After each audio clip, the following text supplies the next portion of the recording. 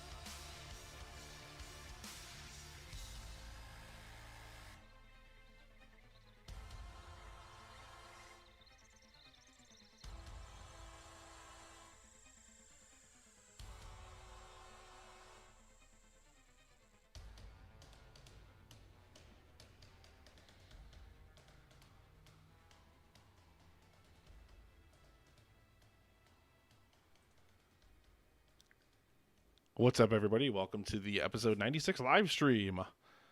Finally, at long last. Oh, I could probably change that description, though.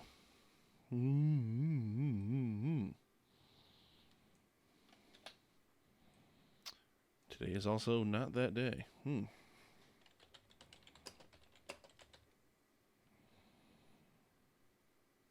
There we go. We got to dial Justin in here in just a moment.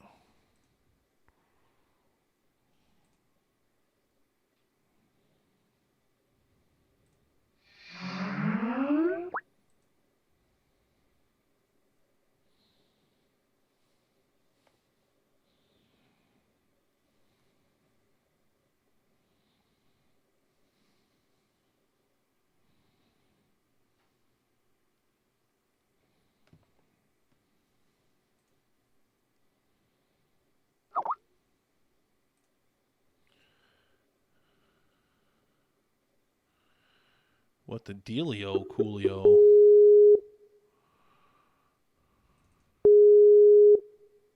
Ah, there he is. The dealio be, you get on here right now or I'll hit you. I already been on here. I've been, well, yeah, for a little while. It's quiet. A little too quiet. What's quiet? Am I quiet? Oh, no. It's just, I don't know. It's quiet in here. It's quiet in general. It is quiet, but I didn't spend a lot of time like really trying to push it out to people, telling them that we were recording today. So yeah, I noticed. So I should probably pimp out a link for it here. Hang on.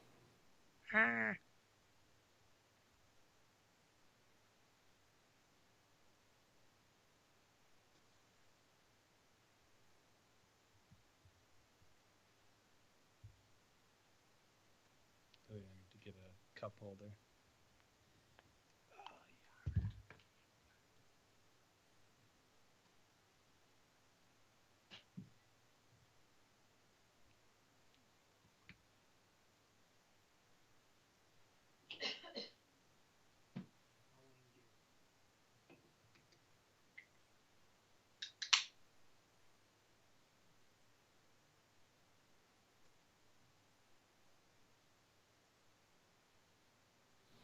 There we go.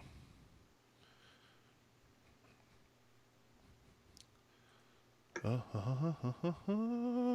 we go. All right. I got the live stream graphic up down in the corner. For now. Actually, that's one more thing I gotta check tonight. Ooh, Dude, so you guys got rid of your nutso neighbors. We just got the same thing here, and I've already made one complaint so far. Oh, really? Dude, they're like constantly. I feel like it's the same situation, dude. It's like an Indian couple, and they have like 2 young kids, and they don't have any rules for them. They're just constantly running around, like no stopping, constant noise, dude. Wonder if they're the same ones. Well, were they Indian there? Yeah. That's what I thought. I remember you saying that. I know who they are because last week, I left the door unlocked because I was waiting for Danielle to come up from the gym, and I knew she didn't have keys on her, and I heard someone starting to put keys in the door, and they opened the door and it was them, thinking this was their apartment. They must have not gone up the right amount of floors. Oh, Jesus. And Goji ran out at him, and like they screamed because Indian people here are very frightened of dogs, whether they're little or big.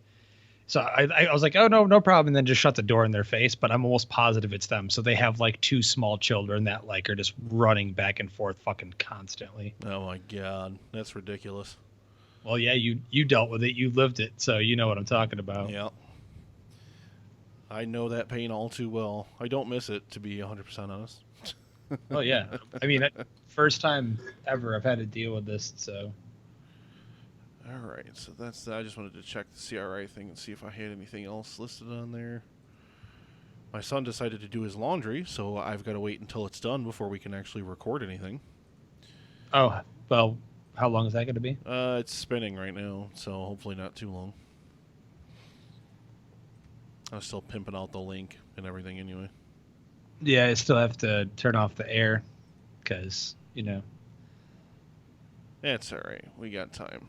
What the hell is this thing? Did you get anything good for today's show? Any good beer? No, sadly. No, it's not good. Oh, so you've had it and it's not good? Yeah, it's not good. This shit I've actually avoided picking up for the longest time. It's like down the street, and I guess like it's really good, so I'm glad I picked it up. But I haven't had it yet, so. What was I gonna do with it? Oh, I can just actually take this over here and throw it right there. Which reminds me, what are we doing anyways? We just gonna bullshit and. We're only gonna do segment 1, so. Okay. And then you're just gonna do. It's like a greatest hits, right, kind of thing. Pretty much, yeah. I've got old stuff left over from the Megasodes I'm going to plug in here. There's a little piece that Dan and Caleb did that I had to cut from their episode I'll throw in here. And there's a little piece of a discussion I had with Justin from Sorry I Married a Movie Geek that's still left over. I'm going to play all that nonsense. And I'll play it on the live stream. Like, I'll do actual intros and outros for it. You don't have to hang for it if you don't want to, though. Just because it's just going to be basically playing old audio the entire time. And I'll stay active with the kids over in the chat. Speaking of kids, welcome Dave from Super Movie Brothers. Make out hard on the live chat. Yes. Yes, indeed. There I am.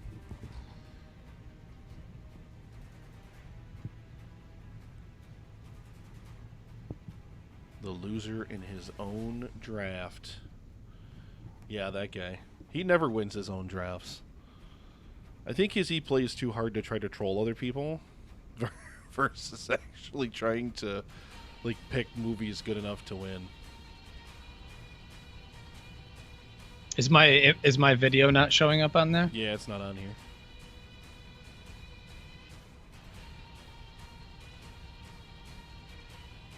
Wait, where there? I haven't played with the soundboard in a couple of weeks, so I'm rusty. Jesus.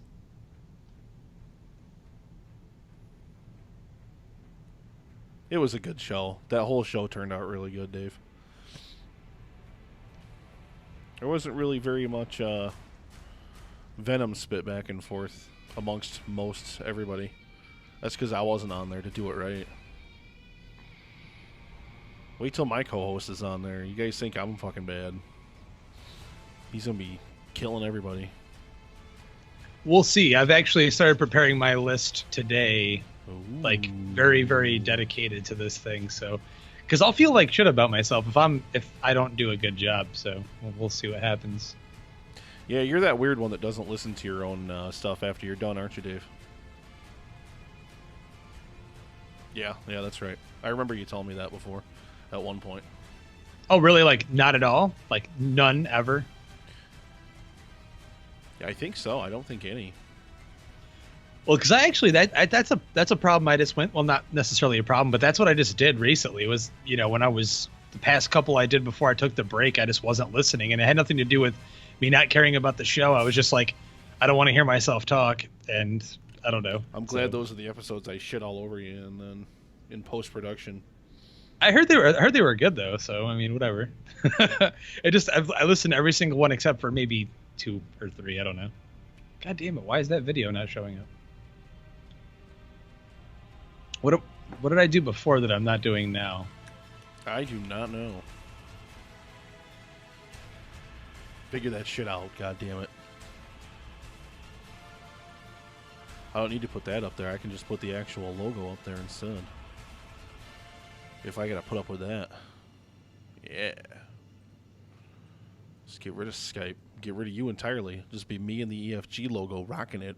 Or I'll get that weatherman boner back on there that I had a couple weeks ago.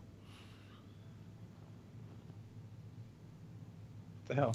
Danielle, do you remember what I did last time to get the video to show up? I still always like to listen to the final cut just once, like through whatever I normally listen to other podcasts through, so I can hear all of the editing decisions that I obsessed over that I couldn't hear anyway.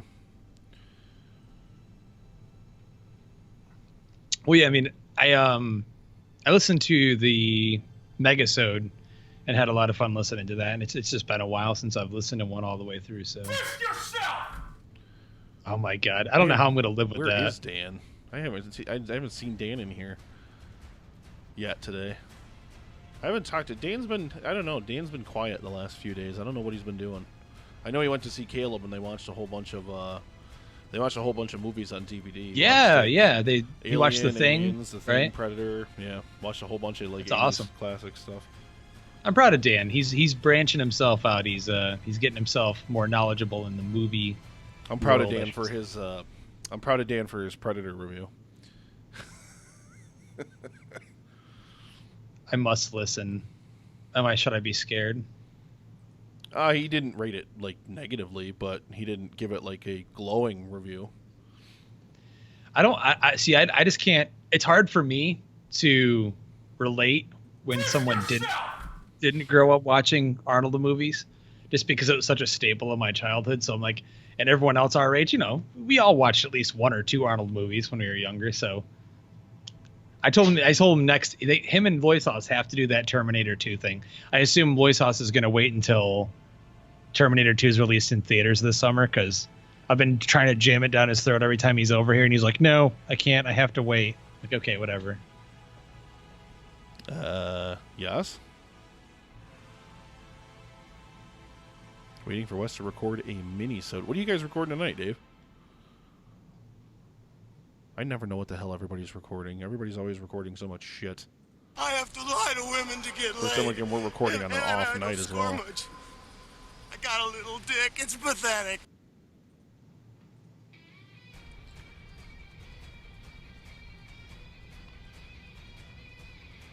Come on. What the hell? I still have way too many windows going on here. It's ridiculous. Simpson scandal update. Homer sleeps nude in an oxygen tent, which he believes gives him sexual powers. Yeah, I don't know why I still can't see your video. I'm looking at it right now, so I'm just trying to. Fuzzy D, Danielle, welcome. She did something before, and now she's not paying attention to me. So. I don't blame her. Yeah, of course. She's working behind me, so. I should just get a picture of you and put it up there instead. Have it cycle through a bunch of pictures of you. There you go. You're on there. What'd you do? I don't see myself. I can see you. Oh, wait. It's loading. Because you're on the live stream. bad quality. You're watching on the live stream, that's why. Let's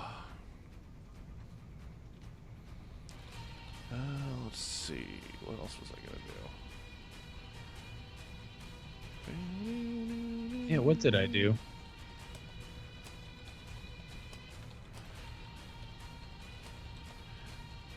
So we'll keep the opening segments, you know, drinking, thumbs if we have any.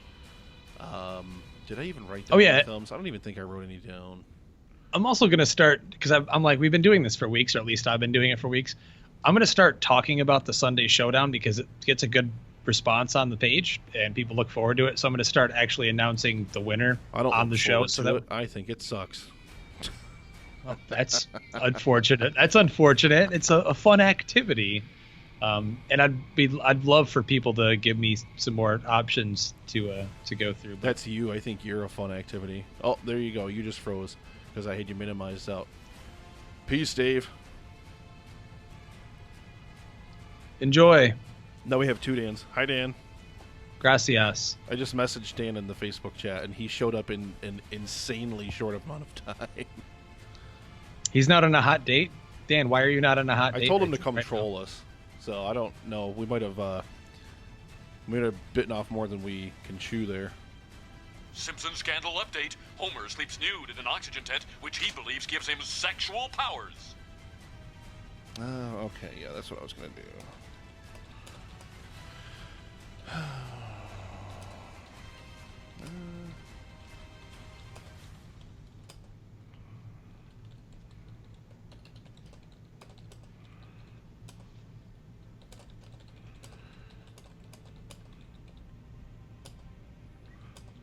Yeah, but Dan, like I said, why aren't you out on a date, man? Come on. Director Brennick, where are you at, buddy?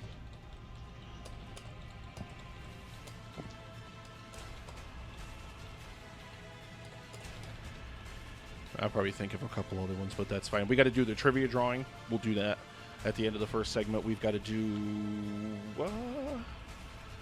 I don't know. We'll just talk about a whole bunch of random shit, because you haven't been on the show to actually like discuss, just talk about random stuff. Be like, hey, this is what I've been up to. Whatever. Oh my God, sounds John good to me. DeQuilla's here. John DeQuilla, I love you. Welcome to the live stream.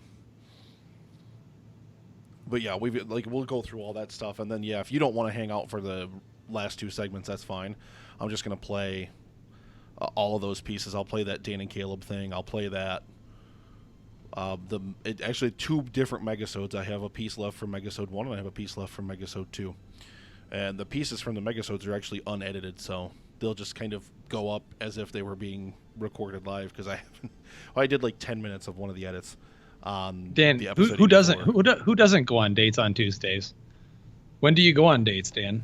You're beautiful, and I love you. I was talking to DeQuilla, not you, Justin. You shut up.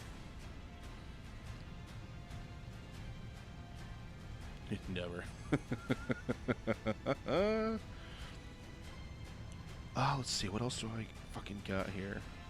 Hey, I got one of those. I'm drinking out of the Patrick Sherwood version. You could tell. Hold yours up. You could tell the difference between them if you look at them. Oh, dude, the quality on this is actually great. Somebody's gonna win two of them tonight. Woo-hoo. Very excited for.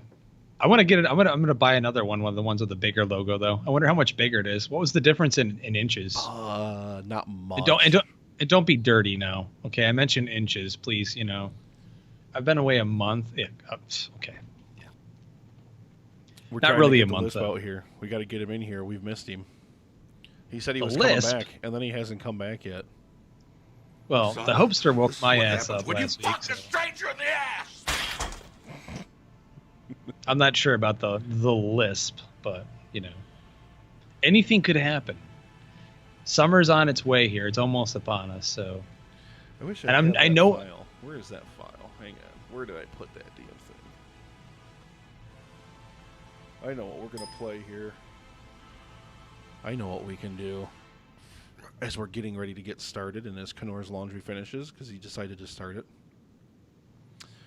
Let's see. Where is it?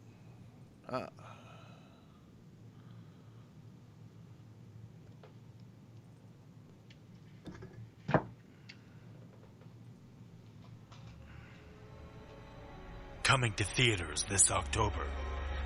We do get some fan mail for the list, but basically just people telling us that they love him. It will take over He's not normal. There's nothing to worry about. when you least expect it. You're gonna be just fine. Who knows, man? He might just become me. I think he and I would do a great show together. I want to up your fucking ass so bad. Everybody can really sink their teeth into it. Dude, it's all him. I'm your #1 fan. Keep doing it, please. Be afraid. Be very afraid. He's dead. He's dead? The medication's working great, and honestly, I feel like, if I stay sober, Whatever you do, don't fall asleep. he's not going to come out at all. So I don't know why you're bringing any of that up. You can't run. He's becoming an entity all to himself. He's making things happen the way he wants them to happen. You can't hide He's being whatever he wants to be. from Dog. Justin's list. the list. You sick fox. You've seen way too many movies. This film is not yet rated.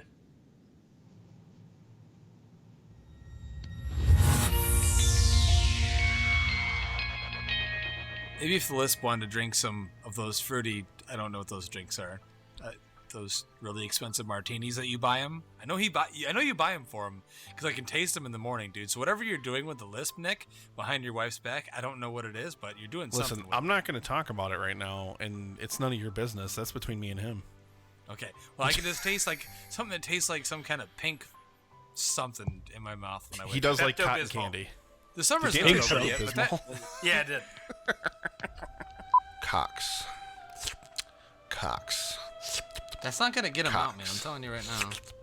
Cox. I'm going to start sending you pictures of big, fucking juicy, veiny cocks before every show. Like a half an hour or an hour before we start recording. That way it can just kind of plant that seed in your mind. Like Inception. I'm going to incept your mind. You're not going to incept shit. Pull out your penis and I'll start to blow. I'll suck your ween. Yeah, I'll tickle your man boobs while I'm drinking your goo. I'll suck your ween. I still hold on to all these Lisp pieces just because. I'll probably play one of them during the live stream.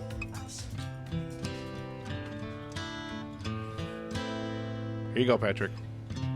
Welcome to the live stream, buddy. I hurt myself today to see if I still feel. I hide. I'm sitting here and I'm hiding. I'm in the darkness. Justin doesn't want to let me out. Justin's doing it all during the pre-roll. The needle tears a hole. Hey, you can't talk that way to me. I'm still gone. You can't really do anything like that because I'm gone forever and you're never getting me back. I'm only doing it one more time and that's it. Jesus Christ.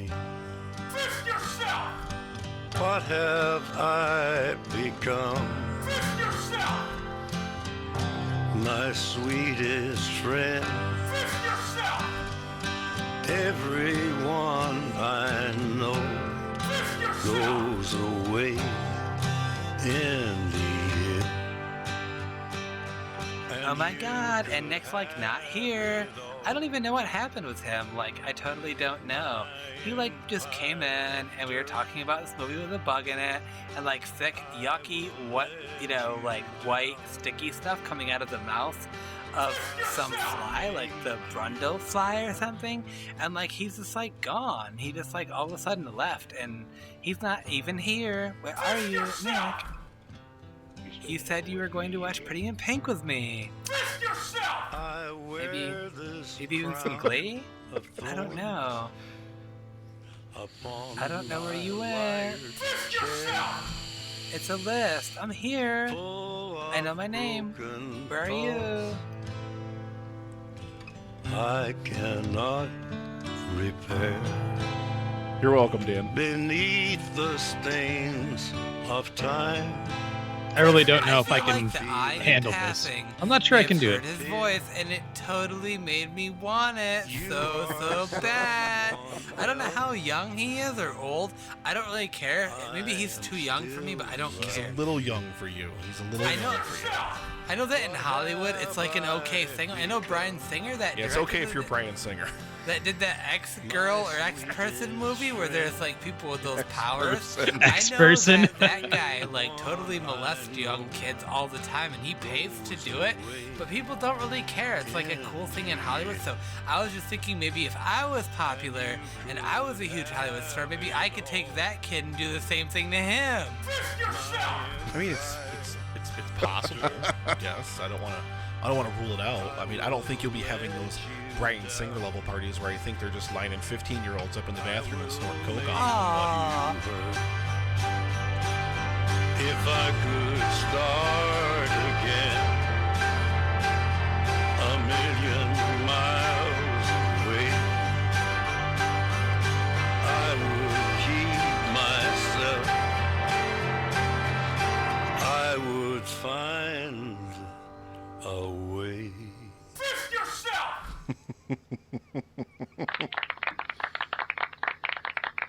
I should do that more often. I should play just old stuff, random Yeah, why stuff not? on the live stream while we're getting prepared and while we're doing everything. Want me to play our Batman vs Superman extended edition review? No, Wait. I've never found a good reason to use that because it's terrible.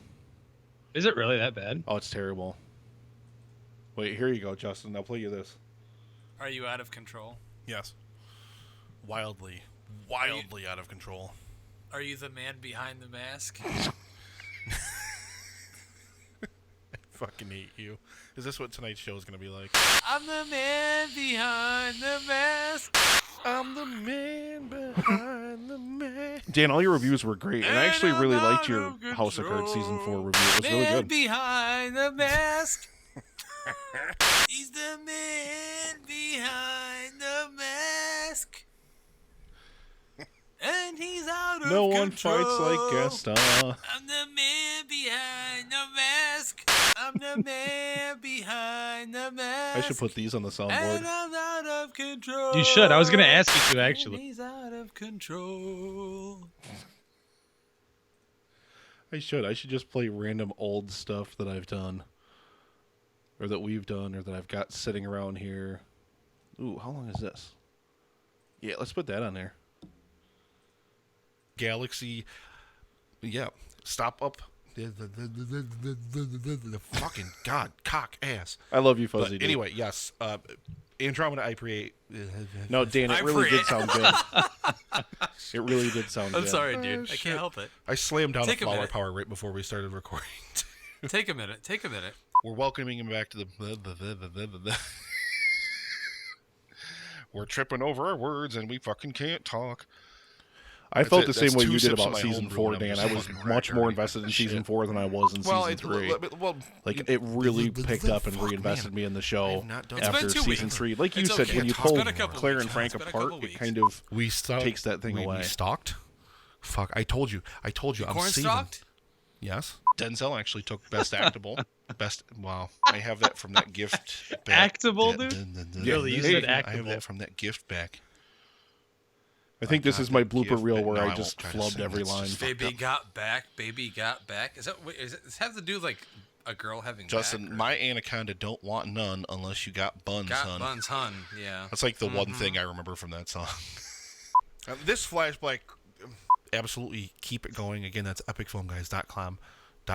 Jesus Christ. Dot clom. Dot clit. Dot clit. Dot clit. Clitoris. And also, this is also important Send it to me for the live a stream, really- Dan. And this is also important because this can Darth Grumpy.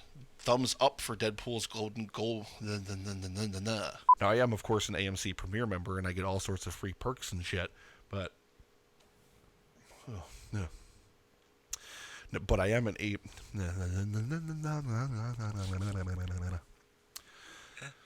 Now, I am an AMC... I lost it totally. I totally fucking lost it. Jesus fucking Christ. Idiot man. Baby legs. Hey, that was Dan. This is regular legs. Baby legs, don't talk back to me. Now get out there, you two. There's a criminal to kill. I'm gonna get him because I'm a detective too. That's the sound I make when I'm running fast. Oh god, this show's devolved into retardedness. Oh my god. You guys just did that B-sode. But this week I decided, like I said, to change things up. I've picked up this at the store. I picked up this. Wow, fuck. It's their Imperial Solar. It's their Imperior. It's their Imperior. This is all the Justin. editing work I do Imperior. every single week. Fuck me. It's their Imperia. That must have been one of those Imperia episodes smoke. in October when you were recording through your laptop mic or the computer mic. Yeah, it sounds horrible, Yes, dude. you do amazing. Yeah. Amazing. It's amazing. No. Since then, he has watched another 6. He's catched. Jesus Christ. He watched 10 films in 5 days, and since then, I've had one fucking beer. It's hobo beer, and that's why. Motherfucker. I need to get more of that Lord Hobo beer. This is one film that he was so creative. I also need to try it. Get He the was so- dick out of your ear. I am very busy. Motherfucker. I swear to God, I'm going to make my misspeaking. What does that even mean? My misspeaking is Hope going to steered be through a its own tunnel. segment on this show someday. I swear to Christ. will, I'm I sure. could pull all of them out and make like this whole story about Patrick. it probably. Because I think our fans just expect us to have a week really... Blah, blah, blah, blah, blah, blah. Sound effect. I've got one He's more gonna piece sound I'm going to play deflect. after No, this. sound effect. It's Jeez, I'm awesome. telling you. the Sound misspeaking. effect? This Sound effect? son of a bitch. And unfortunately, I don't have a hydrometer, so I can't test the ABV. I can't test the ABVs. The IBVUs. He also was good enough to go ahead and share that for us. Oval. Jesus, I'm telling you. The Oval I'm Office. misspeaking. man. It's game over. Oval. God damn Obama. And I'm Go ahead. All right, this is the last one I'm going to throw in here. This is a piece that I actually did for Everyone Has a Podcast in October because they were doing Cocktober all month long. So this is something I put together for them. I love this. Actually, I have never played this on the show before.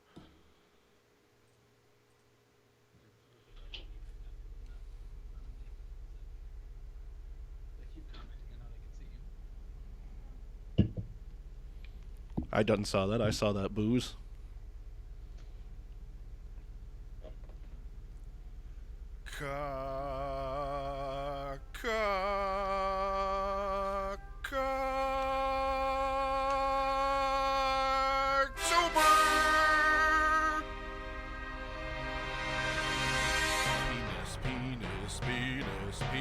Penis,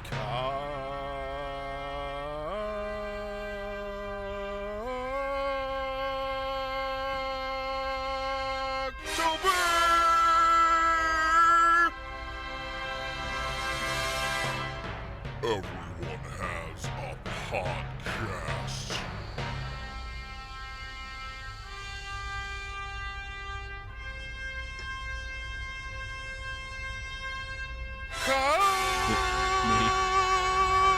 This guy right here, Dan.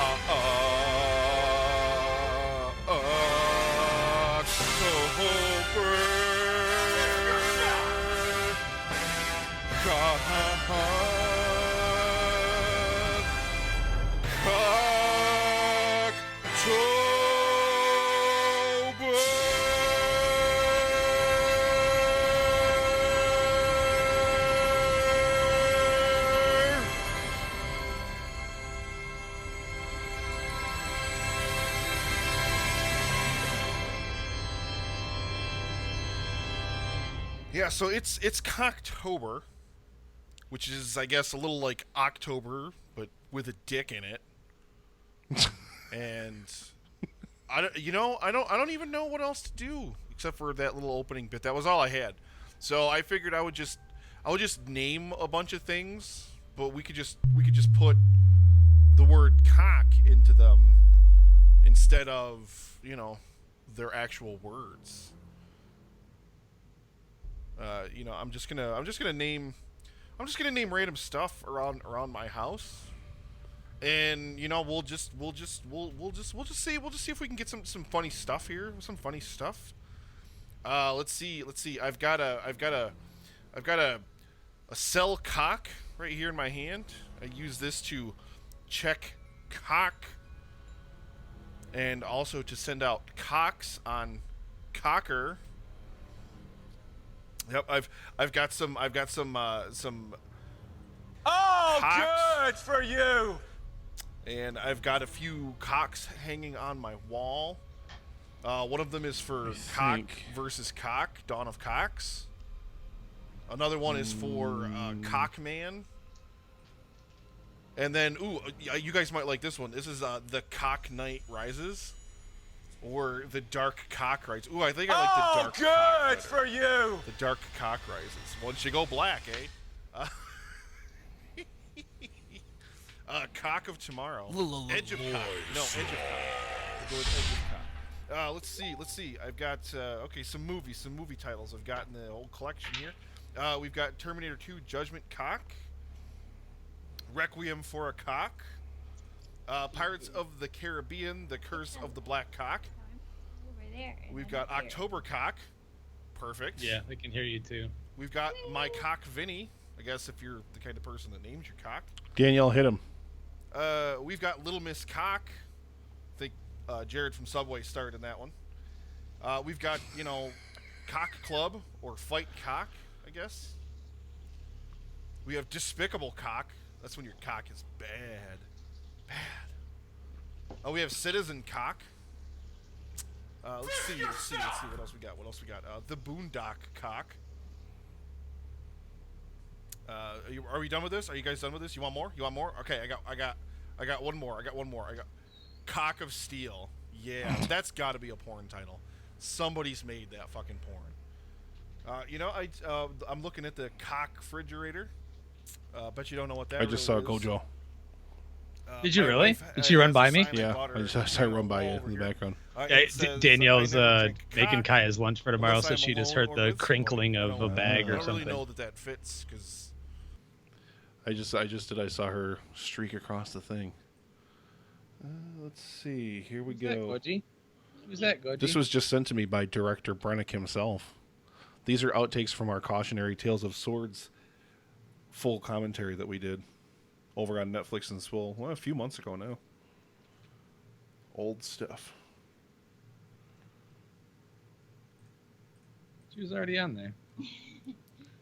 Dan, this is 50 minutes we'll long. Start with Caleb whenever you're ready. Dan, why is this 50 minutes long?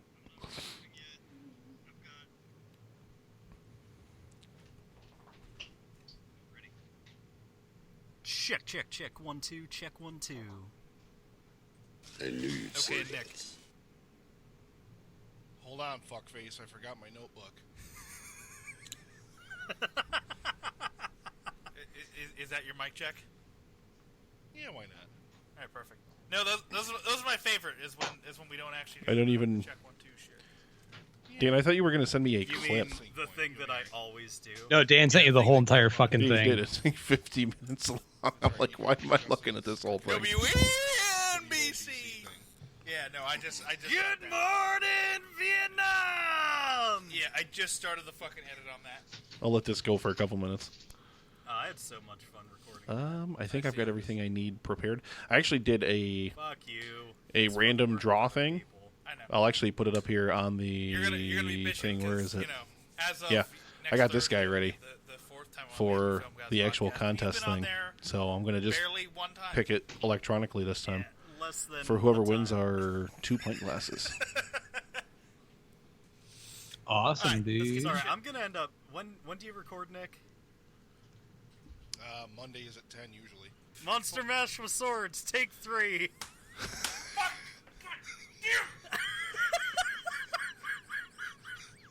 More hand movements. I like what you're doing, Dracula. Now fall to the ground. And cut. I can tell. You tell they already had his name picked out, and they saw that I was along for the ride. And fuck it, just call him Pikel.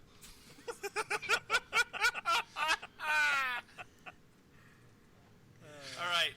Episode 3 of Cautionary Tales of Swords, please. We're recording. Please. We've been recording for 52 minutes. Please, for the love of God. Yeah, and we're less than halfway. It was that stupid Tom and Jerry video. I mean, to be fair, half the recording has been Ada screaming at Nick for the internet being a piece of shit. That is true. That happened. Baby, what do you want me to I wouldn't do doubt about it. Baby, I don't control the internet. That's officially their downstream soundbite.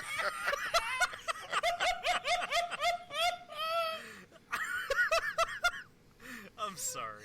Guys, on a scale of 1 to 10, how much more entertaining was it than Bill's Twitch channel? 10? 10. Yeah, like... So many dicks I can't get anything done gay. It's a perfect day to steal some swords, Rick. Netflix and Swill was here. There we go. I have a social security card. You didn't have a social security number for Roy! Oh my god. A life well lived. Like to own a pool like this. Oh my god, we did Dr. Tran stuff in here too. You and your family can fly out for 6 days and 5 nights. Dude, that's my doctor's actual Mega name. Mansion Throw Park to ride the Sub-Zero Rape Coaster. Rape Sub-Zero. Tell him that you've seen all 30,000 of his action movies. Just call this easy to remember number. Oh my god. Bouncing around in the back of a station wagon. The friction in Dr. Tran's little gray slacks got the better of him. The result, an irritated pants boner. Stop! How could you know that? Alright, enough of that. Thank you, Dan, for sending me the entire thing. Gracias, Ali. Alright. So we will Oh, my close air- that. We'll bring the logo for that back. Air conditioning is officially off on my end. I don't give a fuck. Wait. Oh, good for you. That was the one. That was the one I needed. All right. Check 1 2. Check 1 2. Audio check 1 2. Check those levels, Nick. Check those levels. How you doing level wise? Are you doing good? How those levels doing, buddy? Yeah. You gonna record? Yeah. Oh, that's too loud. It's too loud. All right. I can stop recording because I was just doing a test recording for whatever the fuck reason. All right. Yeah. Why don't you go ahead and start recording for me? I'm recording. Alrighty, and go ahead and give me a sound check, please. 112 1112 112. Double UHLW. I'm retiring that. You're not allowed. I will keep Gotta it think alive. of something better. Something better is going to happen. This hasn't been prepared yet, so that's my just regular check 1 2. That's what you're getting. Check 1 1 2 1 1 1 1 1 1 2. The sadness. No, Dan, you ruined that. You ruined both of those. So yeah, not doing them. Dan, stop ruining things. Welcome to the live stream, David, the producer. We're just about to get episode 96 started here. All right. I'll roll in the intro, and as usual, I'll keep cutting it in post, so this will just be for the sake of the live stream. And then we'll get going. Let's see. You like that? You want me to cut to 3 weeks earlier when you were alive? Perfect. Thank you, Morty. All right, and here we go.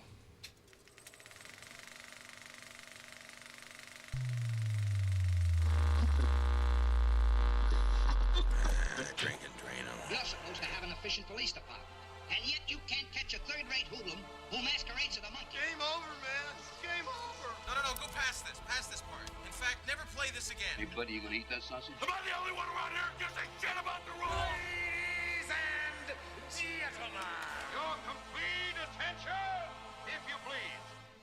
Welcome to the Epic Film Guys podcast.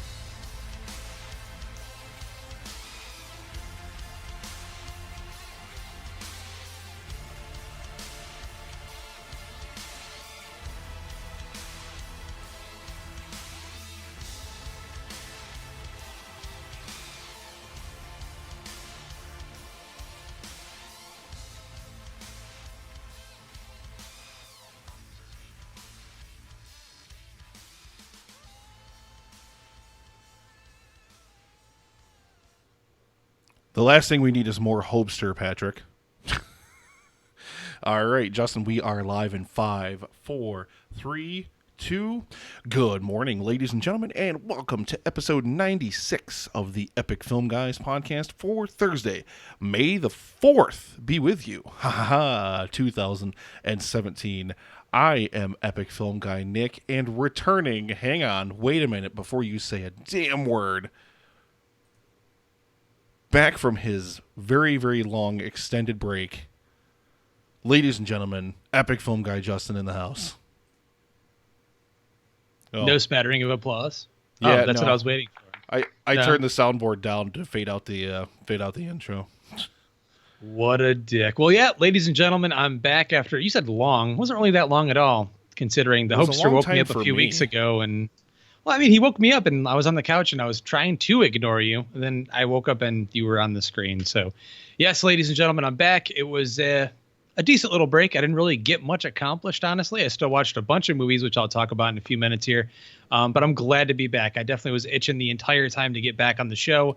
Talk to my old buddy, Mr. Skins Nicholas, and talk to all you guys in the live stream that are listening right now and all of our listeners out there. So I'm glad to be back. And yes, I am the man behind the motherfucking mask, and I'm out of control. Oh, good for you. It is. Tell good the for me. soundboard that you missed it too, because you know you did. No, I did. I was hoping, not that it would break while I was gone, but I was hoping that, something would change slightly. But no, we got a new one. We got a new one that I play all the time. It's that one. Yeah, I don't know how long I'm going to be able to live with that one. I might even drive all up there and try to delete that for good. But you would probably have a clip of it somewhere else hidden. Oh my God, I'll save that. I'll put it on a flash drive and send it to the Library of Congress so they can preserve it for all eternity. But yeah, it has been a few weeks since you have officially been on the show. Now, this is going to be a little different from your normal Epic Film Guys episode. We've done a couple of these in the past where I'll just do a whole blooper episodes. I didn't want to do all that today. And what I wanted to do instead was I wanted to get Justin on here, and we're just going to talk at you for a little while. We've got a trivia prize winner to announce. We've got a whole bunch of other stuff to talk about in terms of the live stream for The Cure and whatnot. So, like I said, I just wanted to get Justin on here. We're going to do a first segment for you, and then you guys on the live stream will actually be able to watch this. I'll keep it playing throughout the entire live stream. We're going to do bloopers from the Megasodes from episodes 84 and 95. I've got huge segments from both of those. I've got a piece of the Netflix and Swill takeover that Dan and Caleb did that we're going to play, and I've got a small little conversation between myself and Justin from So I Married a Movie Geek about movie theater etiquette. Tons and tons of great stuff that we're going to throw in here. But first, Justin, it's been so long since you've been on the show. I've got to ask you this question. What are you drinking? I'm back. Puke and rally. Give me a beer. Well, Nick, it has been a long time, and I have not had a shortage of beers on my time off. If anything, I actually had more than I expected to, not being on the show. I can't stay away from the good craft beer. But right now I'm drinking a local Virginia beer brewed in Lorton, Virginia. It's the Fairwinds Brewing Company's Howling Gale IPA. This baby is 7.2% ABV, alcohol by volume, and according to Untappd, it is 70 IBUs. I sat on this for some reason for the longest time because I didn't like the label. That's how shallow I am. But I picked it up, and it's actually fantastic, dude. The citrus punch on this thing is perfect. It's not too overpowering. It is very extremely hoppy, so I'm very happy with it. It's good. It's good, Caleb. It tastes very, very good. And no, it's not my job anymore, Nick. I think that I will no longer ask you what you got guzzling down your gullet, only because it's over. It's done. It kind of played itself out, and it's good, and it's over with. And, I think the boys in Netflix and Swill, they destroyed it. It's done. Not in a bad way, though. I mean, they really, they killed it. So it's done. It's done and over with for now, at least. Are you going to at least ask me what I'm sliding in my sweat hole? I like that one. Yeah. What are you sliding in your sweat hole, or what kind of, what do you got going down your throat right now? Okay. Well, unfortunately, this is going to lead into our thumbs of the week. Thumbs up their asses. Thumbs up their asses. I love it, son. This is what happens when you fuck a stranger in the ass. I love it. Two very enthusiastic thumbs up. Shut up, shut up, shut up! Jesus Christ, man, what the hell is wrong with you? Please, just shut up! Fuck! Did you like that? That was like segment Inception. I'm down with that. Yeah, unfortunately, I like it a lot. Unfortunately, my first thumb of the week is going to be a huge thumbs down for the Triple Hopster 2.0, which I've actually got in the glass right here in front of me on the live stream. A couple things went wrong with this. I didn't leave it in primary long enough, so it didn't really get a chance to develop enough of the flavors or like it should have. And unfortunately, I didn't steep the grains long enough. I should have done a 60-minute steep when I first made the beer, and unfortunately, like I said, I just didn't. And so unfortunately, despite all the hops that I added to this, it's all the same hops, but I just reversed the hop cycle that I did the first time. You know, this guy is, it's just, there's nothing remarkable about it. There's not really any good hop aroma. There's not any real good punch from hops. There's no bitterness in it that really kind of hangs on. There's a little bit, like you can taste it, and then it doesn't even really have a good malt to finish it off. Like, remember the first one, it was really powerfully hoppy up front, and then it finished with a really sweet malt. Yeah, not this guy. It's remarkably it's God, it's remarkably unremarkable, I guess. So I take it that you don't have that bottle in your fridge, like you said. I do. No, I do. I do still have another bottle. Of it. I did. Awesome. I did save it. So if you want me to let you try it, I will. But yeah, unfortunately, this is the last of the half growlers that I've been kicking out here for the evening, and I will give another thumbs down. Remember, Justin, when they posted these videos on Facebook, and I was on there being like, "Hey, send some to us." This is Dogfish Head's Sea Quench Ale. It's their session sour. It's made with lime juice, lime peel, black limes, and sea salt. It's fucking terrible. Oh, so they didn't send it to you. You just found it and bought I it. found it at the store. They had it at my local Wegmans up here. And yeah, unfortunately, it tastes like a really watered down sour. Like if it was a little bit stronger, if the flavor profile was a little more there, it would be great. But unfortunately, everything is very, very weak, and it just tastes incredibly light, like way lighter than I expected it to. So unfortunately, huge thumbs down for that. I'll kick it over to you for some thumbs for you, and we've got a whole bunch over here in the chat. Actually, we'll jump over to there. We've got thumbs up to Justin's return from Patrick Sherwood.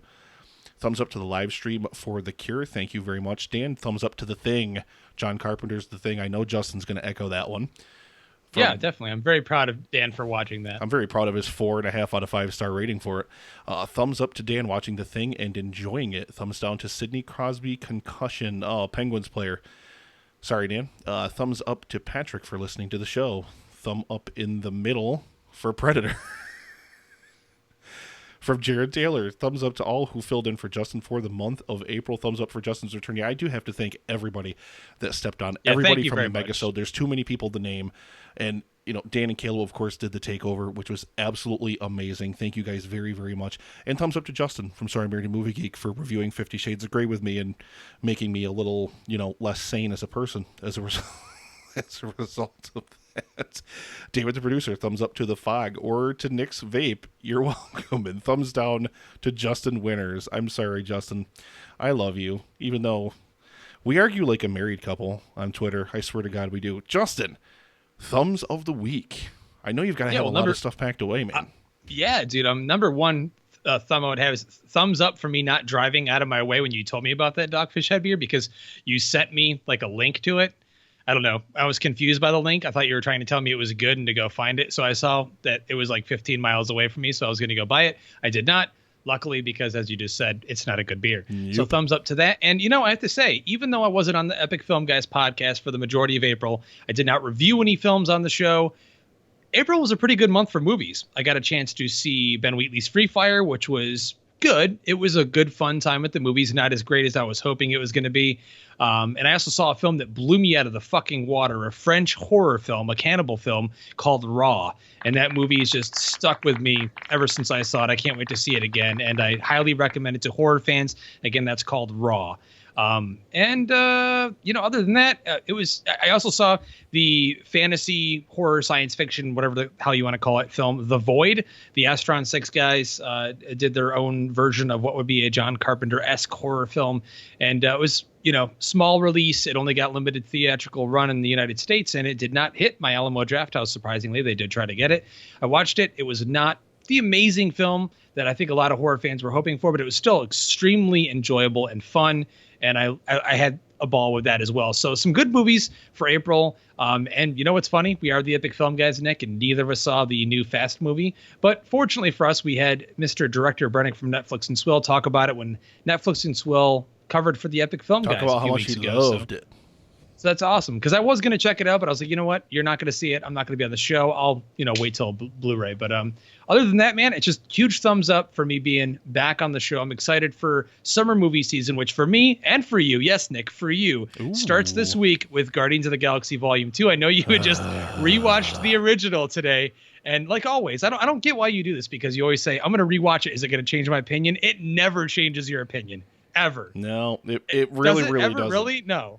No, I'm gonna go even ahead. When you got That's another. That's going to be another huge thumbs down for me. Thumbs down for rewatching Guardians of the Galaxy 1 today. Ooh. And no, my original 5 out of 10 rating stands. Unfortunately for that movie, I'm sorry, I just don't get it. I love the characters. I think all the characters are great, just like everybody else. But there are way too many other glaring problems with that film that just take me right out of it. We have Justin from Sorry Married to Movie Geek. Speaking of the thumbs down that he just got from Dan showing up over in the chat.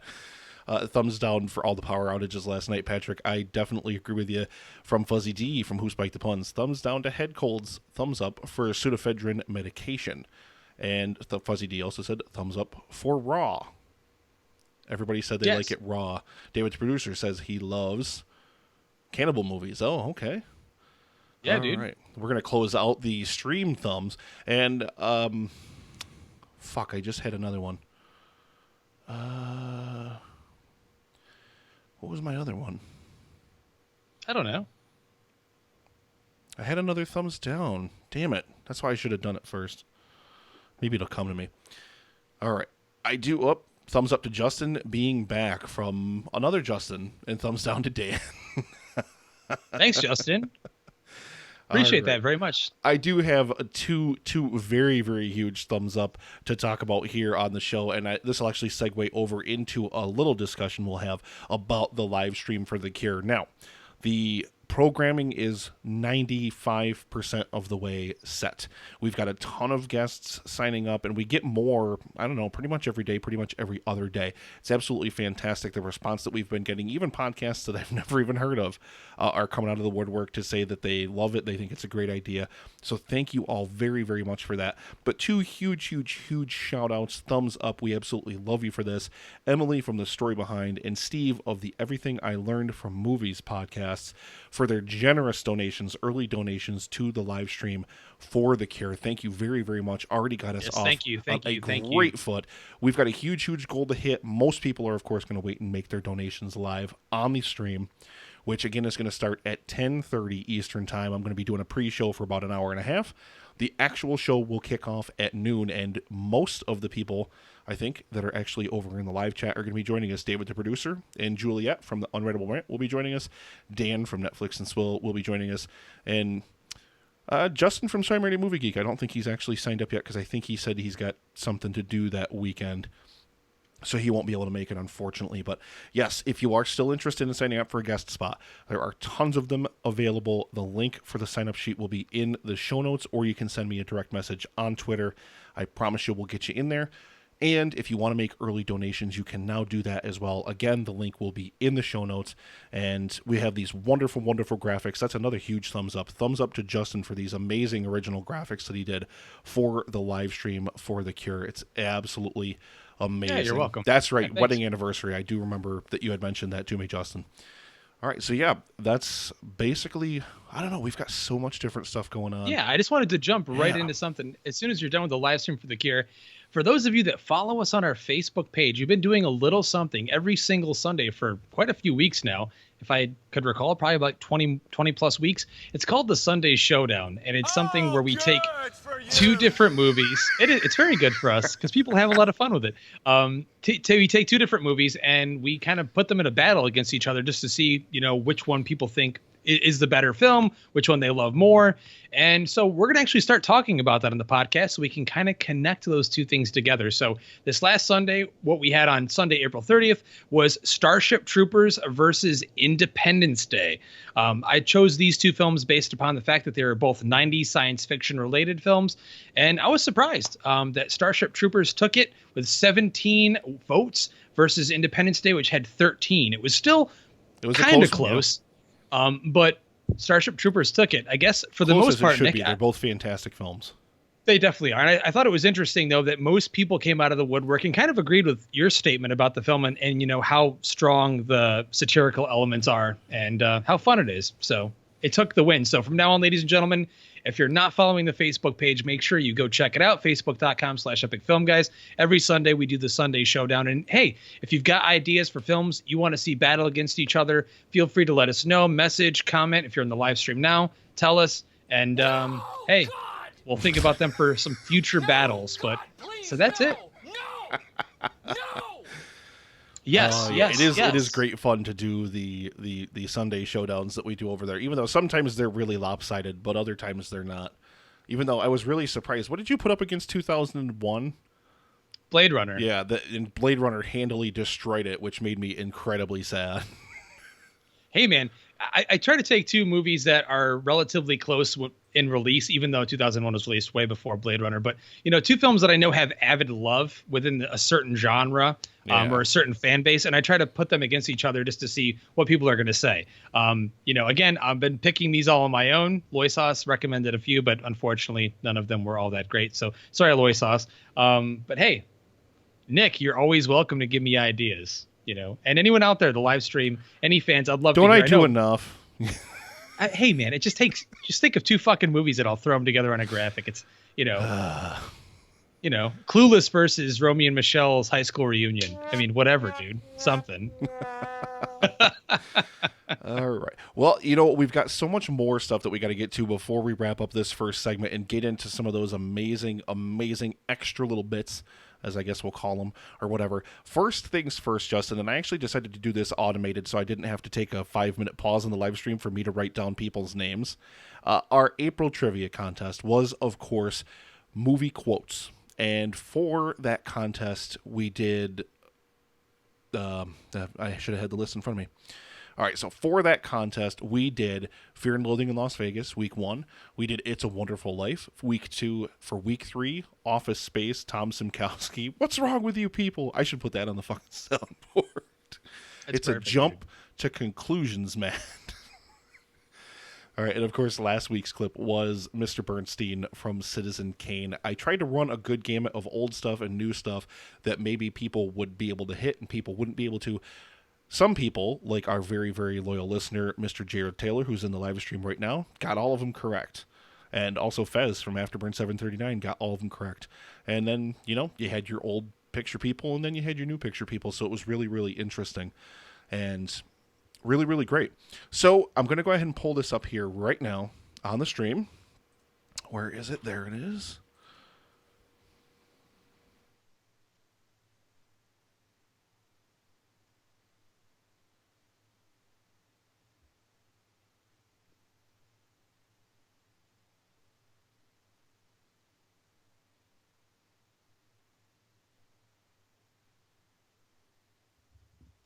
You can do it! Cut his fucking head off! Hey, buddy, you gonna eat that sausage? That's what she said. Simpson scandal update. Homer sleeps nude in an oxygen tent, which he believes gives him sexual powers.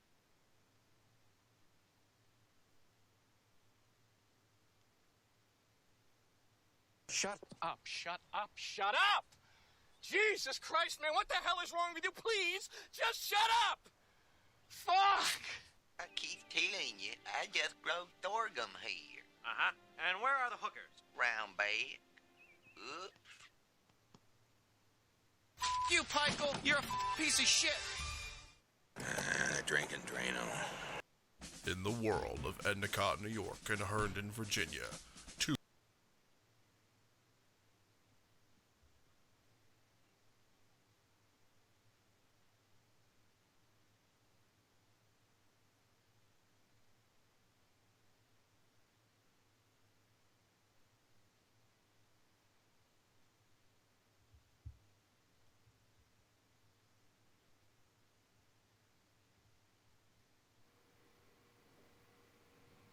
All right, sorry. There we go. You're a really nice girl, and I like you enough. But for right now, shut up. I've got something I've got to tell you. I should put that on the soundboard. That's a great one. Exactly. That is a great one. All right, so let me go ahead. We're going to pull up the list of trivia right now. Right meow on the live stream. We got it right here. Going to take over the whole screen. Just the whole screen here. All right. And we'll get rid of that. And all right, so all I have to do is just click Start Final Draw, and it's going to take us right to see who is the winner of the Epic Film Guys 2 Epic Film Guys pint glasses. So I'll go ahead and hit the little drum roll there. God damn it. How anticlimactic. All right, hang on.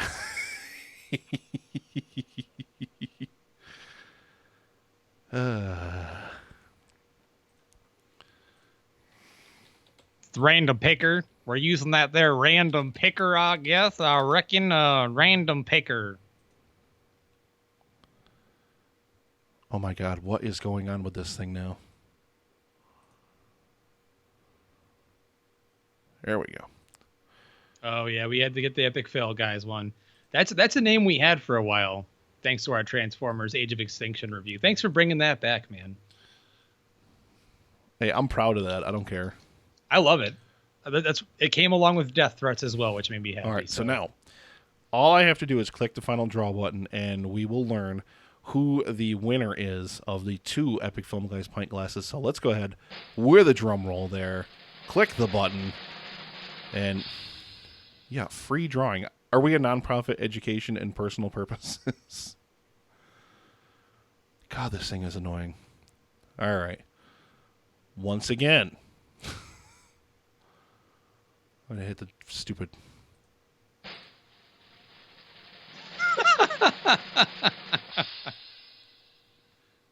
Yeah. God damn this fucking thing. It's like 5 different steps just to get to it. All right. Now, at long last, is everybody ready? I know the suspense is killing everybody. All right. I'm prepared. The winner of 2 Epic Film Guys pint glasses. Epic Film Guys. God fucking damn it. All right, ladies and gentlemen, the winner of 2 Epic Film Guys pint glasses for the April Trivia Contest. Let's see what we got here. It will be Mike Driscoll. Congratulations, Mike. Let's go ahead and give him this Congratulations, Mike. Yeah. You're a winner, Mike. To us, you're a winner. Well. That's all the people that really wanted those pint glasses telling Mike that they're not happy with them. So I will get in touch with Mike over on Twitter and let him know how he can get his Epic Film Guys. This is a random picker commercial. Random picker. Yeah, if it's a random picker, if it's a random picker commercial, then it's a really piss poor one because it fucking takes you through like 8 steps just to get random to the end picker. Of it. Stop doing that. Sorry. I'm not sorry. I'm not sorry. Oh, my Lord. All right. Well, I haven't decided what the May trivia event is going to be just yet, unfortunately. I don't think I want to do soundtracks again, and I don't think I want to do quotes again, but... We're definitely going to bring we'll bring soundtracks back. Every couple we'll bring months soundtracks back. Yeah, we'll rotate them around, but I don't know what I want to do for May. Movie, well, I don't know. You know what we'll do? We'll do Epic Film Guys episode trivia. Nobody will ever get any of those fucking answers correct. On what episode? I wouldn't even get them right. Yeah, neither would I. On what episode did Justin bring the lisp out and say that he wanted to suck Macaulay Culkin's dick or something? I wouldn't even know because did that even happen? I don't even know. I hope that did happen. If it didn't, it's entirely possible. But I mean, because I'm not coherent, I'm not even awake when the lisp is available to discuss things with you. So I wouldn't. I don't know. Anytime that I listen to our shows and keep in mind over in the live chat they're discussing like within the glasses and everything. We are going to be giving away a ton of Epic Film Guys pint glasses. Epic Film Guys. I did it again. I thought you just said pint. I thought you just said Epic pint glasses. God damn it. keep in mind that over on the live stream for The Cure, we're going to be giving away a ton of Epic Film Guys pint glasses. So if you didn't win these ones, please, I promise you will get another chance. And plus, I'm pretty sure we'll make the prize for the May Trivia Contest Epic Film Guys pint glasses as well, because why the hell not? EFG Trivia, answer, fist yourself. That's good, Fuzzy. I think we should use that. Justin, I'm going to send you one, but you have to have Chrissy make fudge in it. Well, to those of you out there right now in the live stream, and to anyone that's listening on the show right now on the regular episode, if you want a glass, just you want to outright purchase one. They are available for purchase on our web store, our Cafe Press store. You can find the link right at our Facebook page. We are going to be giving these out as prizes on the live stream for the Cure event on Saturday, May 20th. But if you want one before then, or you want more than one after that, they will be available on the Cafe Press store, so they will be available for purchase. Yeah, and I'm keeping the price point on them as low as possible, too. I've seen some people have pint glasses on there for like $22, not including shipping. And ours will get you out of the gate. I think it's like, what is it, like $17.50 or something like that. You'll get out the gate, including shipping, and get them sent to you. Order more than one, because the shipping charge is the same if you order more than one. I think up to a couple quantity. So, hey, I really want to do Epic Film Guys flasks as well, Dan. But we do have the capability. We'll keep working on more and more and more products that we can. Yeah, we are working on hats. Pour ourselves out. Yeah, we're working on hats right now, actually. That's something I'm actually didn't talk to you about, Nick, but I actually got a quote on some hats. So hats and patches are being worked on right now. Maybe after the live stream event, but they are being worked on. Oh my God, please do Netflix and Swole Solo Cubs. I would pay out the wazoo for those fucking things. All right. Justin, did you have it? I mean, it's been weeks, man. It's been weeks since you've been on the show. Did you have anything else you wanted to throw at us here before we roll into our featured podcast for the week? Other than that, I mean, I just, again, going back and, to what we were talking about, thanking everyone for filling in. I appreciate you being kind enough to let me, take an exit and kind of center myself, and which didn't really work anyway, so whatever. I was just still watching movies and doing the same thing, just not on the show, so I kind of regret doing it, but whatever. I tried. I'm very excited for the summer for us to talk about movies and the movies coming up for the rest of the year.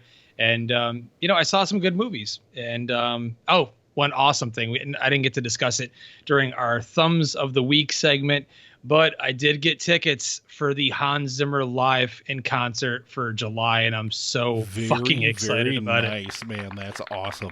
Especially considering our resident kaiju expert Robert Moreno. Sorry, buddy. I know you're not in here. Messaged me and told me he does play live, some stuff from Man of Steel and some other stuff. So that I'm really excited about. So. That's amazing, dude. That's going to be an awesome show. So yeah, we can't wait to hear your report back from that. Now, to wrap out the first segment here, and again, we're going away. I don't know if Justin's gonna stick around and listen to these or not, or what he's doing. I'll probably stick around for a little while. Who knows, man? I mean, I don't even know. The Hopester has been on the prowl a lot lately, so I have no idea what could possibly happen. Oh no. All right, but anyway, before we roll into our first break, okay, our featured podcast this week is a podcast that's actually featured us, featured in a looser sense, on their show in terms of him talking about our show at length. And I'm talking about, of course, the Angry Old Man podcast. And I absolutely love this podcast. If I could get every single person that listens to our show to listen to his show, I'd be a happy man, because it's so funny. The production value is out of this world kinds of good. And it makes me laugh every single time I listen to it. And I know if you listen to it, you'll think the same thing, because it's absolutely hilarious. We're going to go ahead and I'm going to drop a nice little segment from the Angry Old Man podcast in here. And then we're going to come back with our brand new May trivia. Not 100% sure, again, what it's going to be at. And then when we come back, I'm just going to do a little pre-roll piece. I'm not sure exactly when it's going to be just yet. But I'm going to do a little pre-roll piece, and then we're going to roll into... I think we'll do my conversation with Justin from So I Married a Movie Geek first. It's only 6 minutes. It's very, very brief, but it's a very nice conversation we had about movie theater etiquette. All right, so thank you very much, and stick with us here after the jump. Justin. We'll be right back. There it is. Hang on, wait. There we go. All right, so we are clear. And I'm gonna go drain my pee-pee. Yes.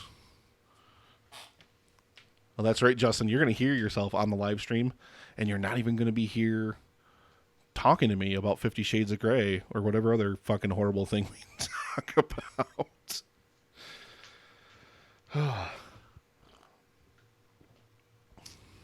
And I think, how long is my... Okay, that's 36 minutes, and then the other thing, and then yeah. Okay. We've got tons and tons of content to throw into this thing, so it's going to be awesome.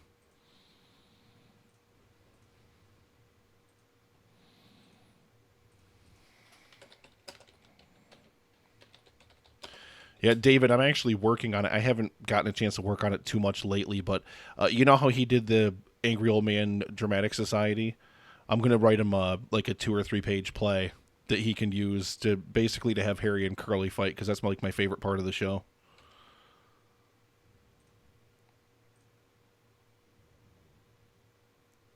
Let's make sure Audacity saved everything before I close it. Freeze that Skype with Justin.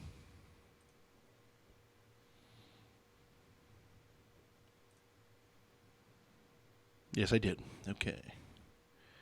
That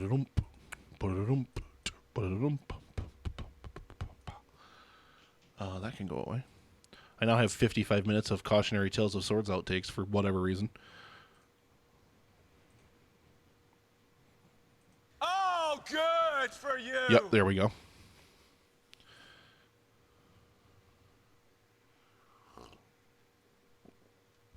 But Justin, it's only 6 minutes. If you leave, then what if you forget to come back? What if I miss you?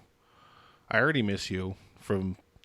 I want to watch 50 Shades Darker now and us review it and talk about how amazing it is. Although I've heard from every possible source that it's better than 50 Shades was, so... Well, the first 50 Shades anyway. Couldn't be much worse than that movie was. That's for goddamn sure. Ooh, that's right. I got to plug the network. I'll do that a little bit later. Kick his ass, Soups. Soups. Fucking beat him to get out of here. Get out of here. One of us. One of us. One of us. Alrighty, so I don't think I'll bother syncing, Justin, because these will only be like a 1 minute roll in or whatever. I'm just going to do them live on the air just for the sake of doing them. And then, yeah, these will just... So mute your microphone, and then we'll just type back and forth to people in the chat as we listen. $50 Shades of Hobster. No, Patrick. Jesus Christ, no. You're good, Justin. You're good. It's clean. But yeah, I'm just going to record like a really quick, like 1 minute piece, if that. And then we'll roll right into this conversation that Justin and I had on So I Married a Movie Geek. Or not on So I Married a Movie Geek. We had it on our show. God damn it. All right. I'm going to go live in 5, 4, 3, 2. Welcome back, everybody, and thank you very much for sticking with us here on the Epic Film Guys podcast. I've shuffled Justin off into mute land. We'll make him come back later because I know that fucking Hopster's going to sneak in and take control of that microphone and take it over, and we're not going to be able to get rid of him. But as I said, we've got a whole bunch of extras we're going to throw at you tonight. So first up is, like I said, about a 6 minute conversation I had with Justin back when we did the 50 Shades of Grey review. And this is about movie theater etiquette, movie theater rituals. So I'm going to go ahead and throw this on here, and then we'll be back right after the jump.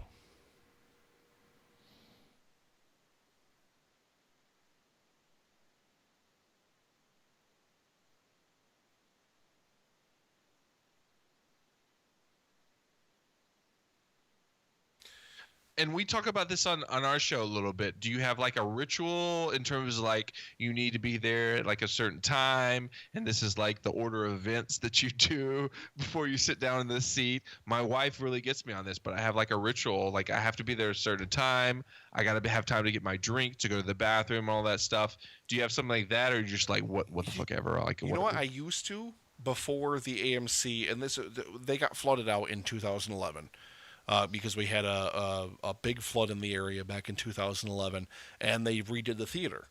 And after they redid the theater, they brought in the leather recliners and they brought in the reserved seating. And ever since the advent of reserved seating at the theater, I show up 5 minutes before showtime. I jump in the snack line really, really quickly, and I grab my snack, and then, I head into the theater and I sit down. I used to, before I went to the theater, I used to be one of those people that would be like, no, fuck you.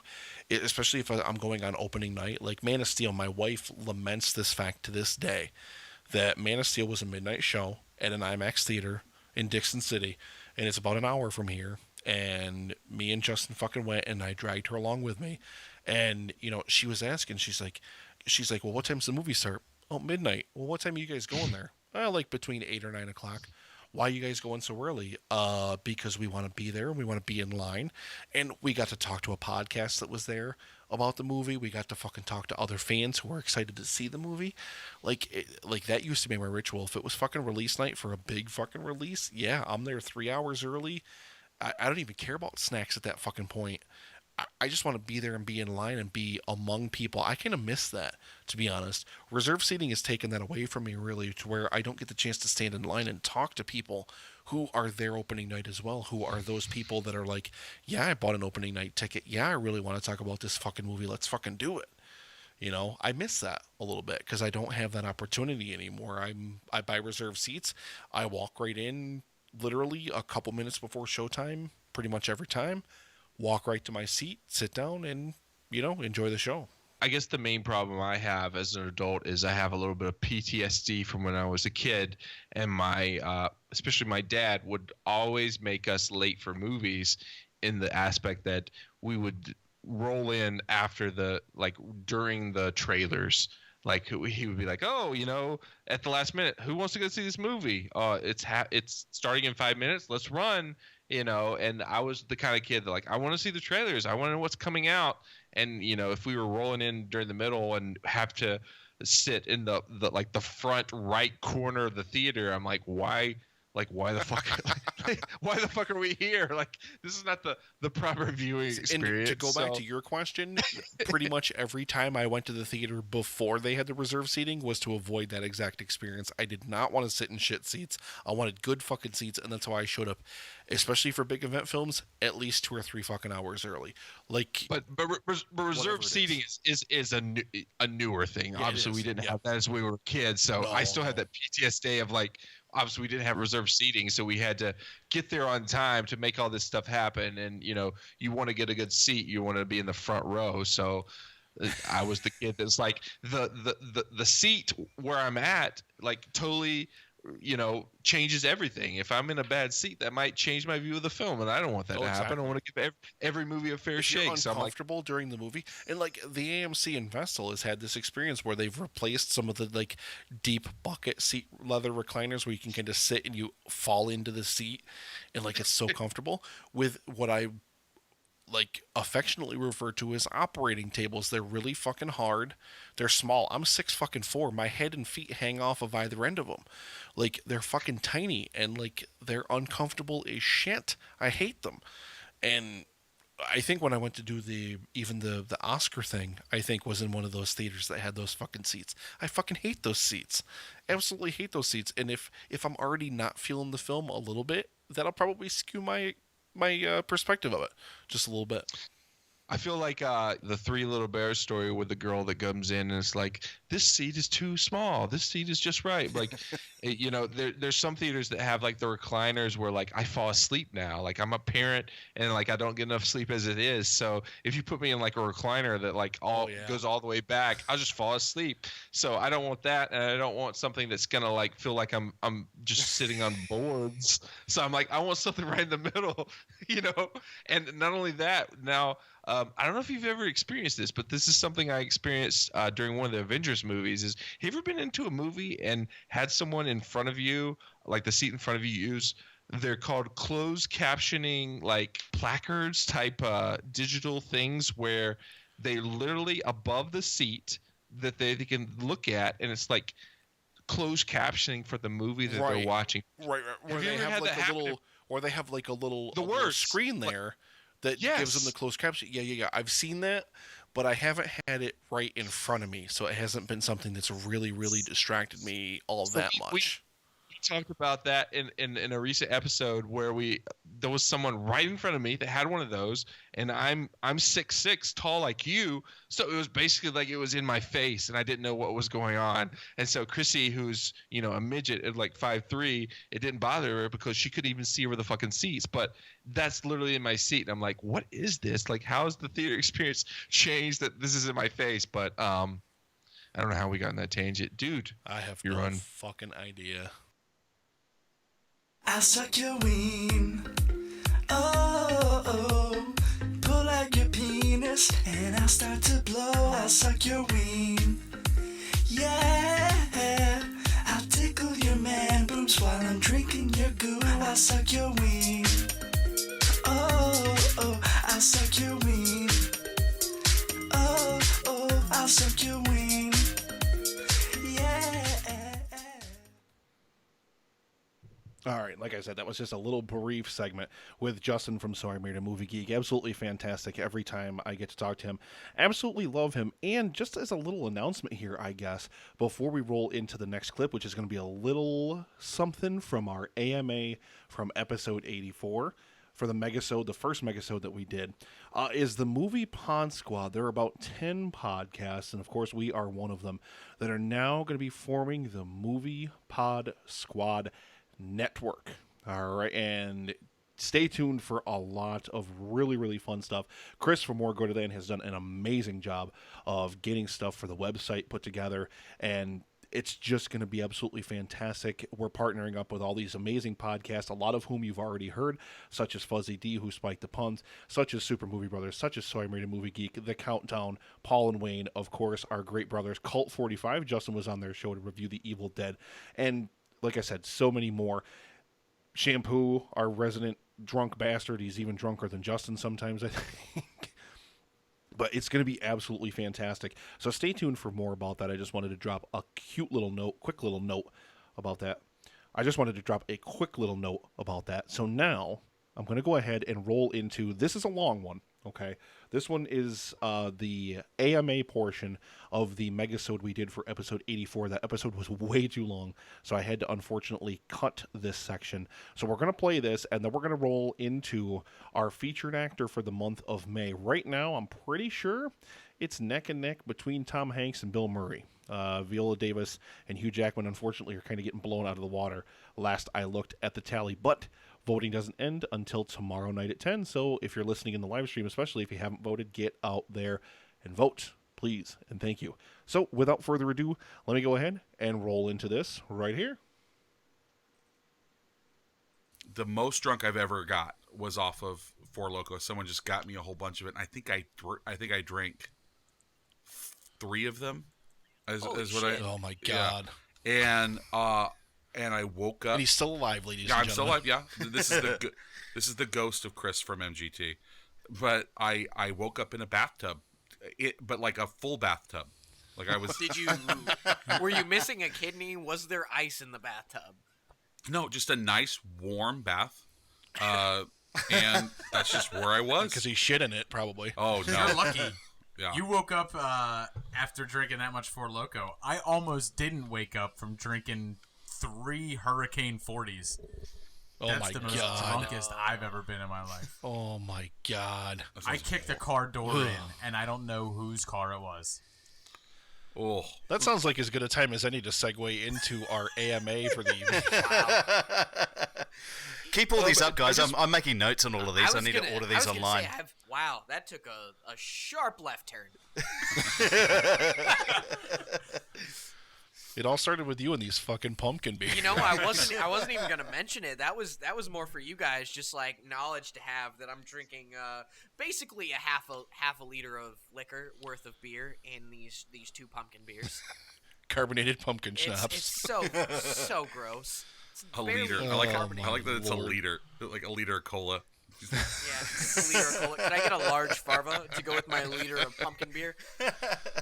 Like if you soaked a gingerbread cookie in vodka, it would probably taste better than this beer.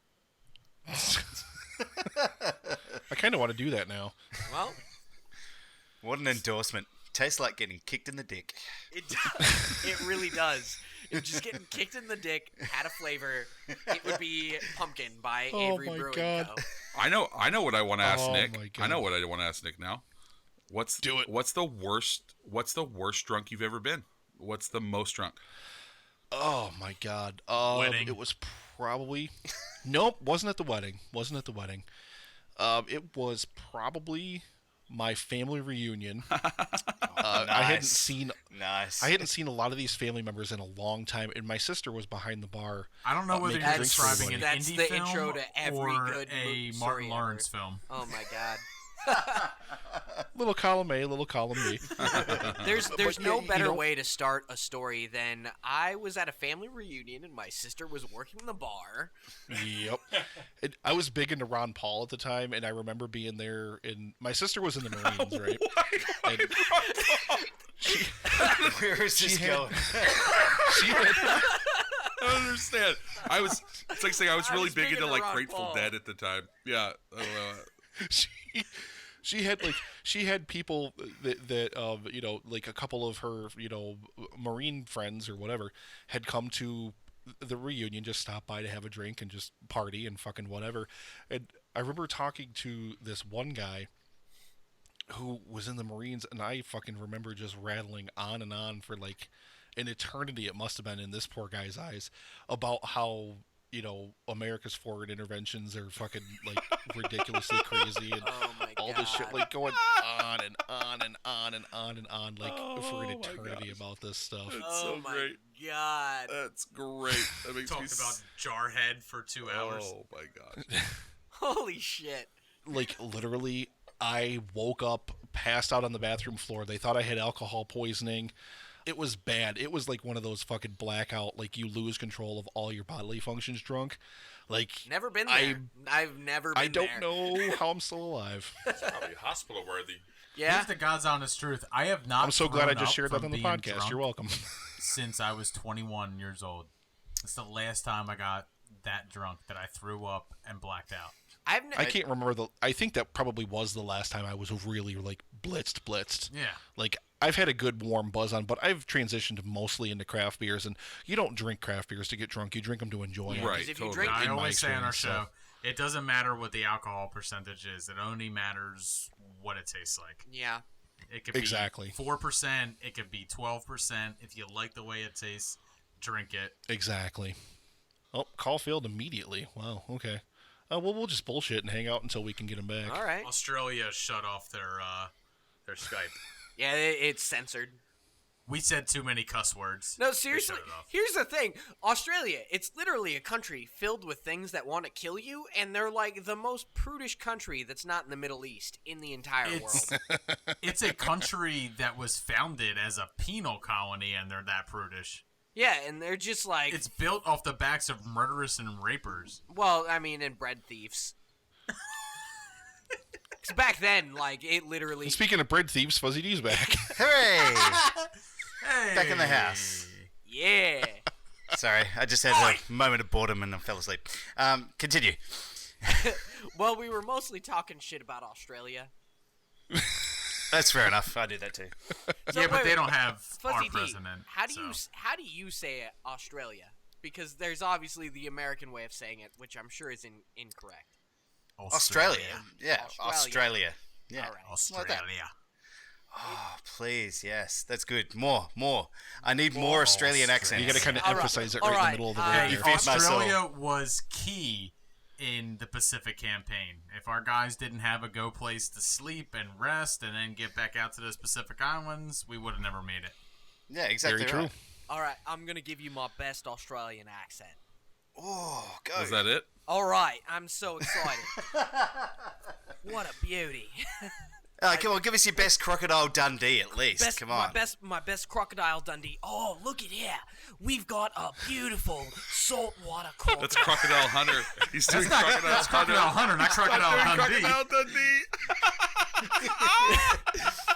Crocodile Dundee is. Oh my God. That's not a knife. Yeah, that's one. All right, so everybody give me. I gotta come on, give me your best. before I That's can not Crocodile enough. Dundee, guys. Come on. Oh, so you've played Knifey Spoony before. Hey. Yeah. Good stuff. Throw another shrimp on the bobby. To be Australian, you just got to talk like Mr. Sunday Movies. That's what everyone's exposure to Australia is anymore. Okay. Oh my gosh. So- One of my favorite Australia bits from Bart Simpson versus Australia was when he's like, I'm going to take this up with the Prime Minister, and then he screams out the window to some dude floating on an inner tube with the Fosters. Andy! So this is actually kind of awesome. Whenever we did our Troll 2 episode, we actually I ordered some Vegemite. What the fuck? Yeah. What the fuck, Australia? What the fuck?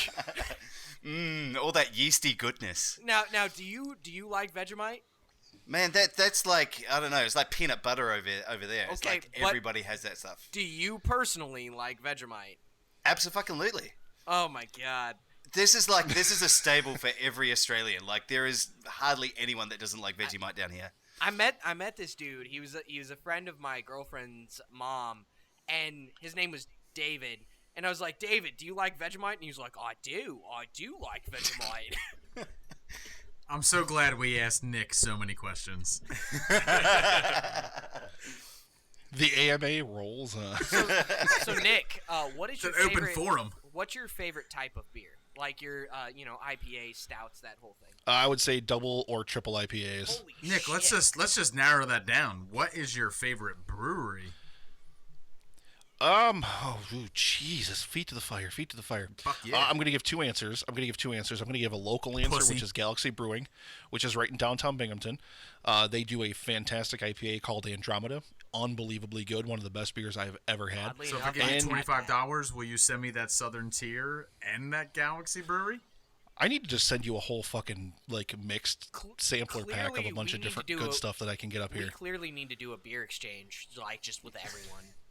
Nick, I'm down All right, for a but road if you're going to trip. send me that fucking pumpkin beer, you can keep that shit Hey, right in fucking Iowa. That's first of all, that's Colorado, buddy. I was in Denver when I bought this shit. For whatever Nick, reason, I'm down I for a brought it road trip. back. I will drive to northern New York and just go to Galaxy Brewery with you.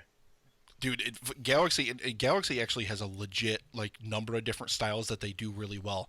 They're the best brewery in the fucking area. You've also got North, which is actually the closest brewery to me, right here in Endicott. They do really experimental shit. The guy that's the brewer, he's really fucking off the wall. He comes up with these crazy combinations. Some of them work insanely well, and they're amazing beers. Some of them taste like you're getting kicked in the dick, kind of like Shampoo's experiencing right now. I promise you. That sounds a you've lot never- like our home brewery, You've never had Broken anything Goblet, like that we do this. live shows from. Some of them are just so good, so fantastic. They do this. If I had to pick, an actual brewery, and it's actually pretty local to me as well. If I had to pick a favorite brewery, it's Upstate Brewing right in Elmira, New York, which is just about 45 minutes from me. Their 2016 IPA that they did, they actually brewed it. They put 50 pounds of local honey into the boil. And let me fucking tell you, it had a nice, juicy, kind of citrus hop characteristic to it. But then, you get a little touch of sweetness. It wasn't overwhelming. It was a very, very light touch of sweetness from that honey. One of the, best tasting beers, to have it in your mouth. It was incredible. It's unbelievable how good that fucking beer was. He knows what's fucking up. I get that reaction a lot too. Just to have it in your mouth, it's incredible. That's what everyone's Are we back ever to the said golf about my pencil cock. again?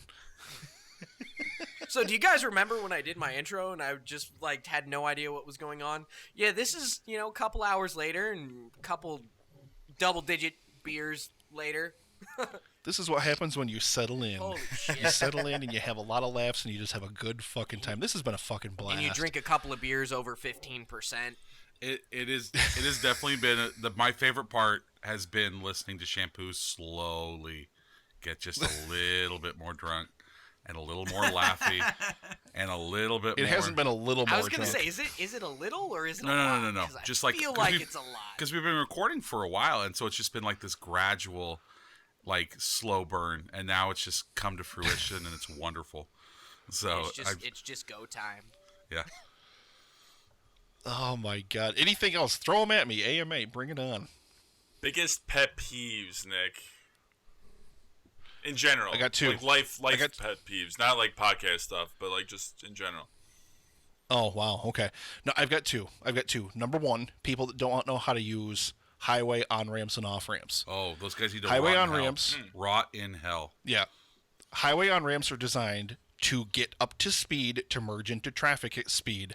Highway off ramps are designed to decelerate off of the fucking highway. You do not need to hit your brakes 2 miles before the fucking off ramp and slow traffic down, and you do not need to go 30 on an on ramp trying to get into fucking traffic that's going 65, 70 miles an hour.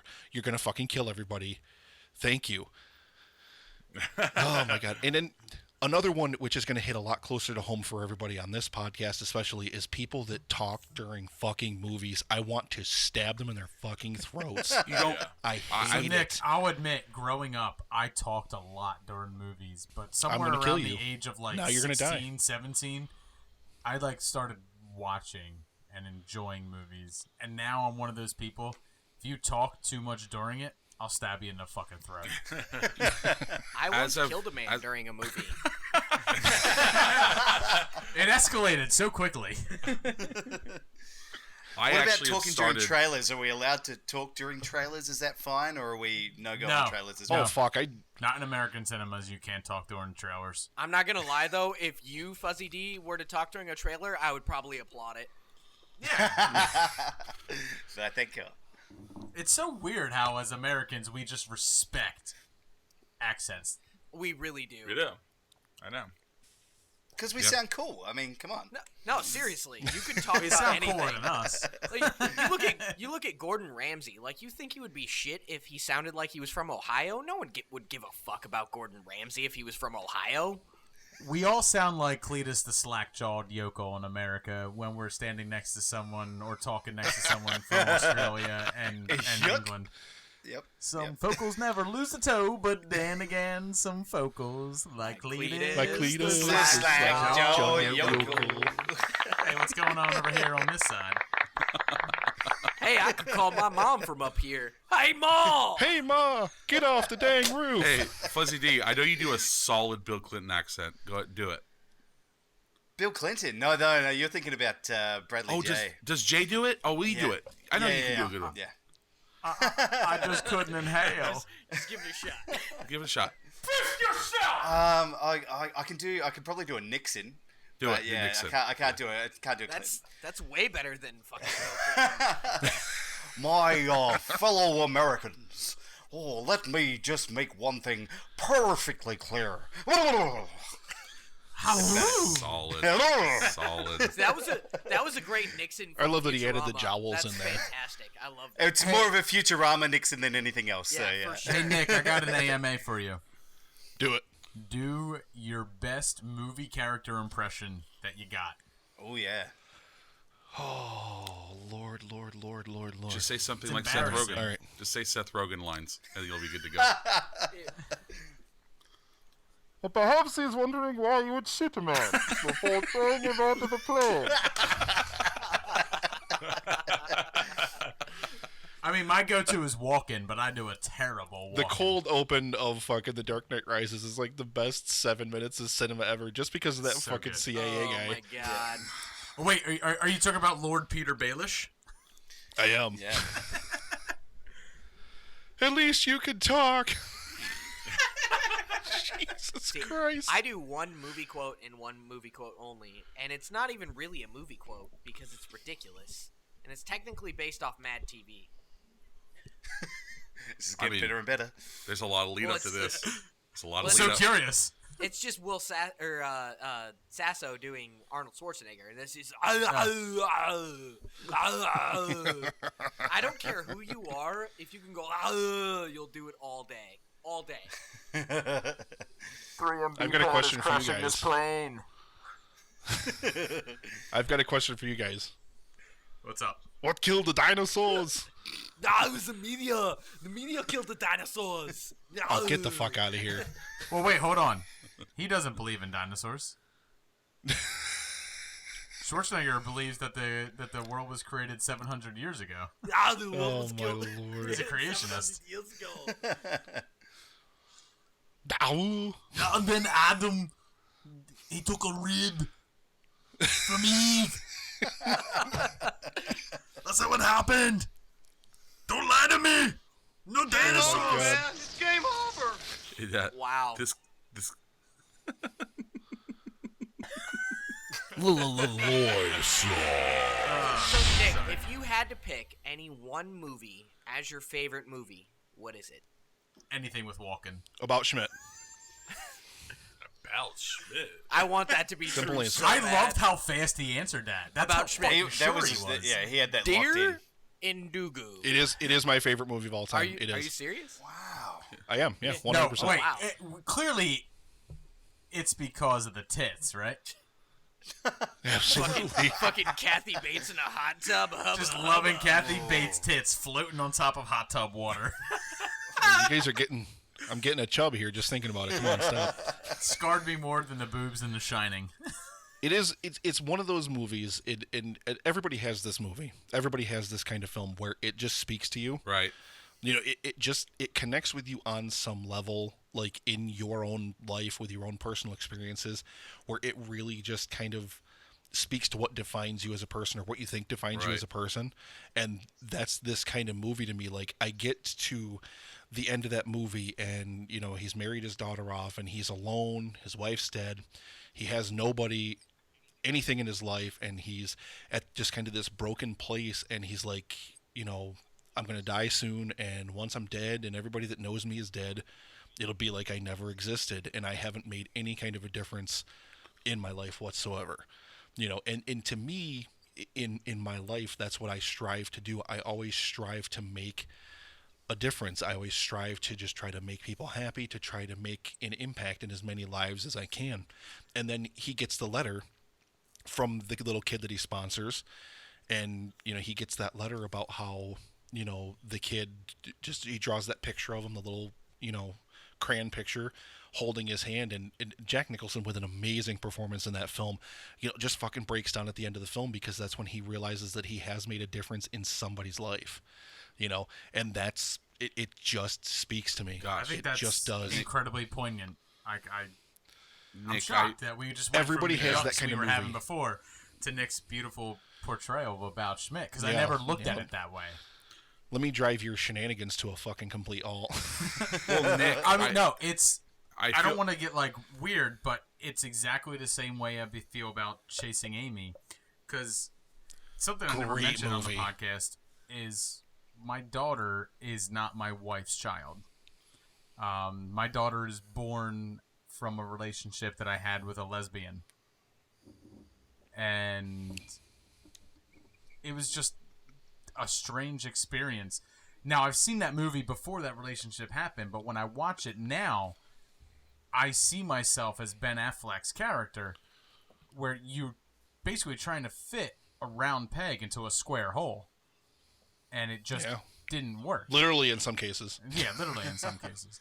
I got a beautiful daughter out of the experience, but the experience of the heart, like, I was destroyed for years after that, because I felt like I was the one who basically changed someone's sexual preference, and it took me a long time to get over that. You know, to myself, I felt like I was not enough of a lover, not enough of a man, not enough of this, not enough of that. Male chauvinism is just a fucking mother. It's one of those things, like I said, everybody has that movie. Everybody has that film that just, it connects to you in a way that it just gets inside of you, like inside of your soul, inside of your skin, and you just, you project yourself up there on that screen. You know, it's there's a lot of movies out there where you can immerse yourself in it and you feel like you're part of it, but, you know, you're not like living it, you know, and I think that's the difference. I think it's when you're living it, when it's just, it's who you are as a person. And like I said, that's why About Schmidt's my favorite movie, 100%. I mean, that's why I don't hesitate when I say that. And I always get that reaction when I say that movie, because it's always one of those things out of left field, because everybody expects some huge, great classic, you know, and Citizen Kane's a huge favorite of mine. It's yeah, but probably none in of my us top have 5 ever of all been time rich as well. or owned a sled. Well, exactly. Yeah, I feel the same way. It's one of those films like that. I feel the same way about Transformers: Age of Extinction. And bringing the yucks back. You guys are bringing a tear to my eye. I was feeling legitimately I think touched. Jay feels this way about every Gosling film. All of them. Most. 90%. Both Lars and the Real Girl, when he carried a mannequin around for 3 months. Lars and the Real Girl. Girl. For you. Yeah, Lars and the Real Girl is a fantastic movie. Totally underrated. More people need to see it for sure. It is very true. Absolutely. For me, it's always the Shawshank Redemption, because I remember that time that I escaped from prison and moved to Mexico. And you met a sage old black man? Yeah, who was called Red because he was Irish. Red could get anything. Yeah, he could get anything. I was really fond of posters myself. But no, I always actually say my favorite movie, and it's funny because it's not actually my favorite movie in terms of watchability. It's my favorite movie because of how fucking realistic it is and how much it scares me because of how realistic it is. And that's Idiocracy. Because, oh my god. We live in the fucking... Like, Idiocracy, it's a goddamn documentary. Like, I don't think the makers realized how much of a documentary it was going to be 10 years later. Fucking Mike Judge, man. If that movie had a better star than Luke Wilson, it would have had a bigger impact than it did. Quick segue, Fat Luke Wilson is like my favorite thing ever. He got so fat. Holy shit. He got so fat in such a short amount of time. But no, that movie is ridiculously accurate in terms of where society's heading if we really don't head it off and make some major changes. And that's like it's a comedy, but man, is it way too accurate. It's kind of scary when you start to see, especially when you watch it in light of, I mean, not even just recent events. I mean, you can watch it basically even since it's been released, and just when you start to see any real world parallels to it, you're like, oh my fucking god! Right, like Transformers: Age of Extinction. Seriously though, speaking of real world parallels, wow, I am really fucking drunk. Parallels. Parallels. It was a little loud. Parallels. I've developed a lisp. I'm so drunk. Back to the Future. Speaking of real life parallels, Back to the Future 2. They may have been a year off, but the Cubs won the World Series, and Biff Tannen is our president. Just saying. And I'm pretty sure Jaws. Very fair point. I'm pretty sure Jaws 19 is actually Sharknado 4. So. No, Sharknado 5 is coming. Sorry, Sharknado 5. My bad. I've lost track of the Sharknado movies. There's only 5 of those? Yeah. Only. One of the great moments of our podcast history, Asylum Films actually followed us on Twitter, and I was like, I'm not sure if I should be proud of this or not. Has anybody gotten into the Before trilogy? Like Before Sunrise, Before Sunset, Before Midnight? I sadly have not seen any of those. This is a series that Jay turned me on to. And watch all 3 of them, and as you age, you identify with a different one of them. It's amazing. It is. Everyone came out 9 years apart. Richard Linklater wrote and directed them with Ethan Hawke and Julie Delpy.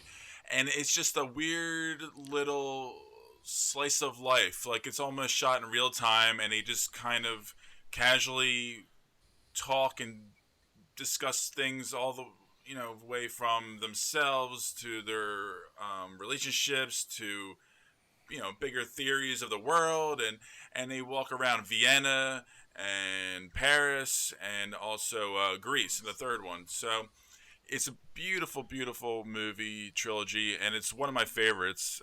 Definitely up there in my top 10, and it's just one of those special films that it's gotten a lot more popular nowadays. I was one of the few people that was obsessed with it from the first movie. So when the second movie came out, and I just absolutely was jaw-dropped by it. The ending was perfect. It was exactly what I wanted and expected and hoped for from a sequel to something of that small beautiful film, and for it to surprisingly come out 9 years later of a sequel, for a little indie film that nobody ever knew of, it was just a little treasure. But I think you guys should check it out. Yeah, with your girlfriends, you'll like them. Speaking of Ethan Hawke, has anyone seen Boyhood? I fucking love that movie. How fucking great Such is a great that movie. Oh my god. And what an investment by the cast. Yeah, definitely. I think they shot that over 12 years? Yeah, it was like 10 or 12 years. Yeah, it was a long time. Because I remember reading about it when they first started making it, and that was in like 2003, I think. Yeah, a long time ago. Oh my god! When I first saw that film, and it's a long movie. It's a really kind of when you see the runtime of it, you're like, oh man, and then you're watching it, and it's one of those movies that it literally just drops you into everyday life, and when you get to the end of it, when everything kind of comes together, you Michael, you're a piece of shit in the film. No, and God! when he finally reaches, his teenage years, and he's getting ready to go off to college, and I ran out of my train of thought there, but I absolutely fucking love that movie. I think it's really brilliant, and a lot of people like, oh, it's a marketing stunt, it's a stunt, people only like it because it's this unique thing that came out, and I'm like, no, but the story that it tells, it evolves with the characters, and it evolves with this cast as they grow older. It's brilliant. Yeah. I really, really think it's brilliant. Linklater's a fantastic fucking director. I want to check out the fucking Before trilogy. I've just never gotten the chance to. You need to. I mean, it's one of those things that Jay turned me on to, and I thought I would hate it, and I found myself engrossed in those conversations. It's almost like a Tarantino conversation, where like the entire film is made up of these conversations that just happen, and I'm just kidding. It's so engrossing, and the acting is so well done. I've never heard anything but positive things about the series. I've never seen it myself, but it's on my watch list for sure. Cool. All right, and what I want to do here is we'll go ahead and we'll wrap up the show now. And I want to go around the horn. Well, we can keep bullshitting. I'm kind of sad. I feel like it should go on forever. Can we just talk forever? It really should. Just forever. It really should. I was going to ask who's everyone's like go-to actor. The actor that like no matter what he's in, you're going to see it. Oh. And don't say The Rock. Oh. Well, I can't go now.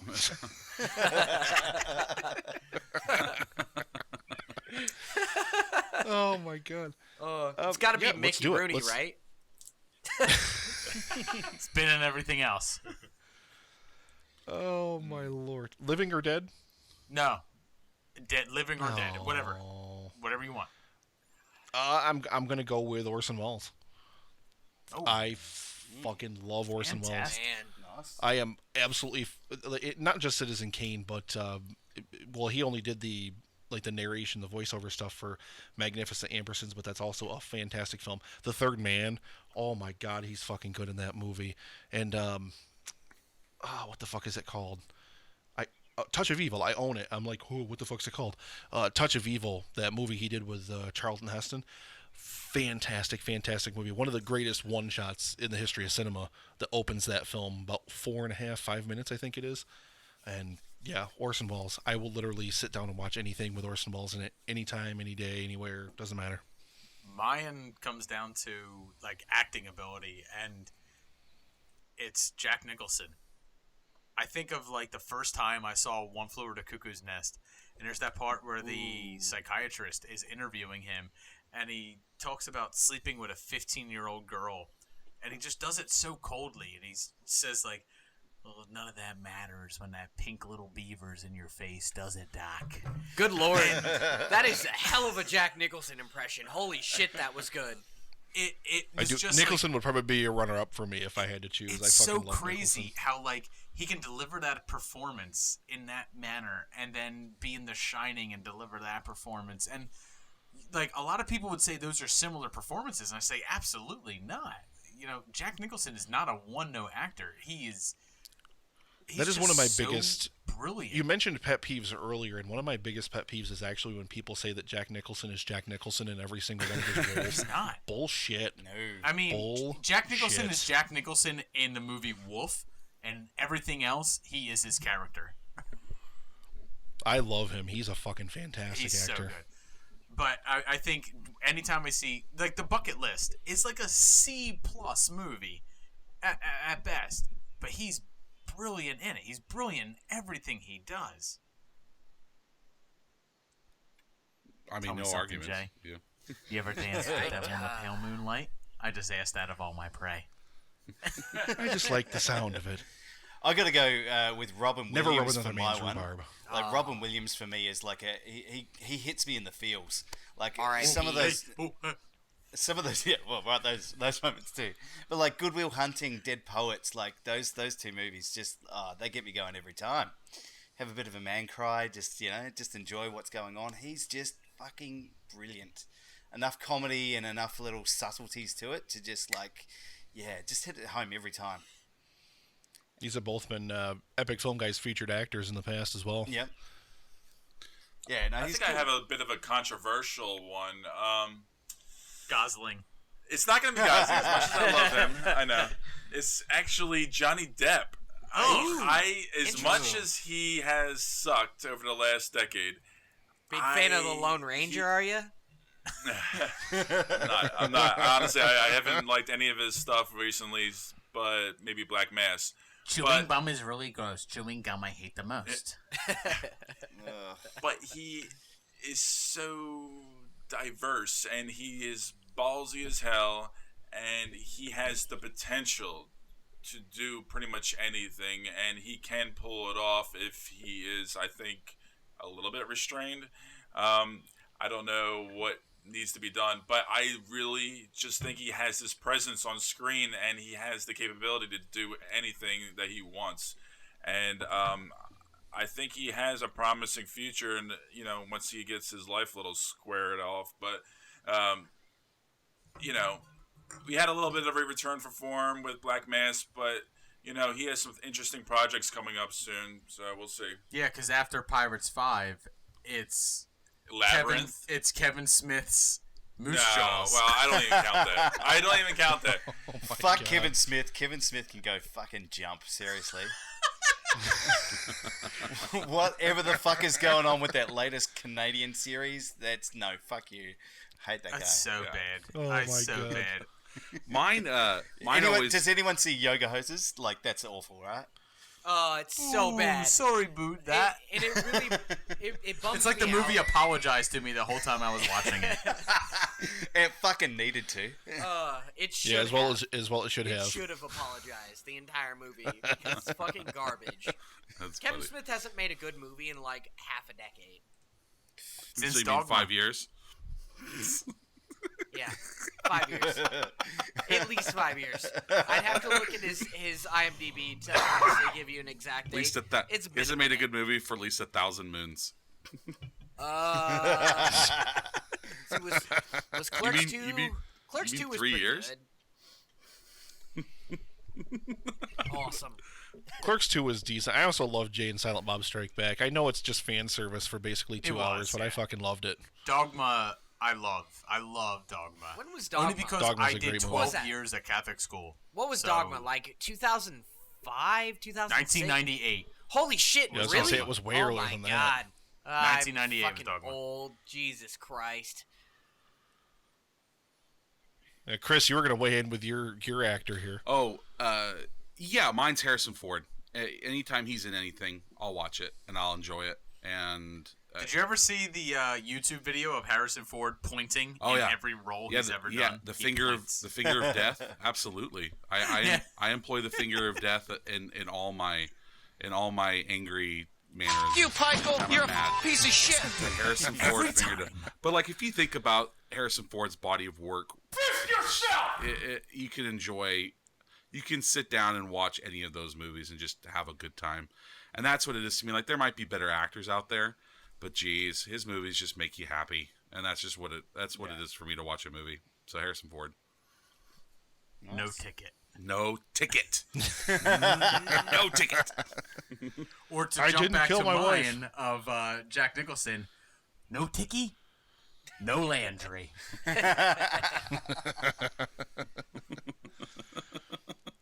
Well done. I know. It's so quiet. Silence. You quiet down in here, Justin. Oh, Dave just gets back just as that segment ends. All right. Are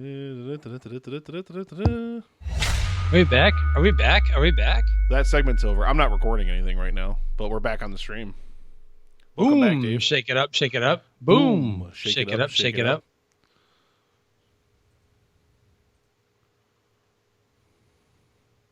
Fist yourself! Did everybody like me playing with the Swayze during the I'm thankful, Nick, that it's still like in pristine condition. You took very good care of the Swayze. He's still hanging out right here next to my desk. I swore that when I made that thing, for those of you out there in the live stream that don't know much about that Swayze on a stick, I thought of it last minute before I went to Nick's bachelor party, and I went out of my way to make that thing. And I honestly pictured him getting it and destroying it immediately, which he did not do. He actually kept it, and it's in amazing condition sitting in his living room. Fucking Roadhouse B-side. God damn it. Why? Oh, Wes is in here too. Welcome, Wes. What do you mean why? What do you mean why? Because people love the movie. Unlike you and Dan, for some reason, everybody else on the planet fucking loves it. To be fair, I only got to watch like a third of it before the power went out and we had to go to the strip club. Even if you fucking hate Swayze, he's still solid as fuck in the movie, and it's fun. It's pure 80s fun. You have to get through it that way. And dude, Sam Elliott's in the fucking movie, and he's fantastic. That dude never ages. He's got the same mustache he had when he made that movie. No, he's behind on the guys are saying that your video is behind, but he's behind even in the stream, just because of the delay from Skype to live streaming it over. Here, all right, let's cover Justin up. Here we go. Hang on. There we go. I see no cover up. You'll see it. Give it a minute. Now you're drinking Drano. Wes, I love you. You give me reasons. Drinking Drano. To hit buttons. It's a little weird, Lieutenant. You need more 89 Batman clips on that thing. I do. I need to get all those Mr. Freeze clips back on here. I need every Knox soundbite. You need Knox clips, seriously. You need some Knox sound bites on that thing. I need to have the Joker saying, "Who is that, Loss?" That's not bad tie. Oh, good for you. Who is that? It's Vicky Vale. She's a photographer who's working with Knox. Now that girl's got style. Hell yeah, Movie Pod Squad in his house. All right. Did you want to record anything to start segment 3? Sure, why not? All right. Go ahead and start recording for me. Hold on. I will hold nothing. You'll hold my dick. All right, I'm recording. Hold my dick. Dan, hold my dick. That's what I need. I need somebody Dan saying to hold my dick. All right. Go ahead and give me a sound check. 112, 1112, 112, Netflix and Swill.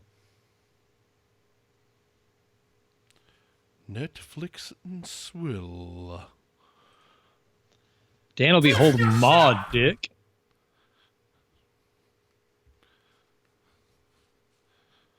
Fuck Team Justin. I told you. Team John. Go Team John. I'll bring in the I'll bring it in. No, the drunkisode was after the drunkisode was after that, Justin. I still have that stuff. I've never even gone through it. I haven't had time. Dan just watched Aliens, The Thing, and Predator. Now he's full of himself. Come on, go settle down, Dan. Go to the bar, drink some shots of some Irish whiskey, like maybe 5 or 10. You'll be okay, dude. You'll be good. Go play Do that with like the Lisp. every night for like weeks. You'll be good. Go play with the Lisp. Yeah, I mean, I know he's down there. Like the fact of the matter is, we know he's not that far from where I live. He's entered the realm of Dan, director Brennick. He knows where he wants to be. So.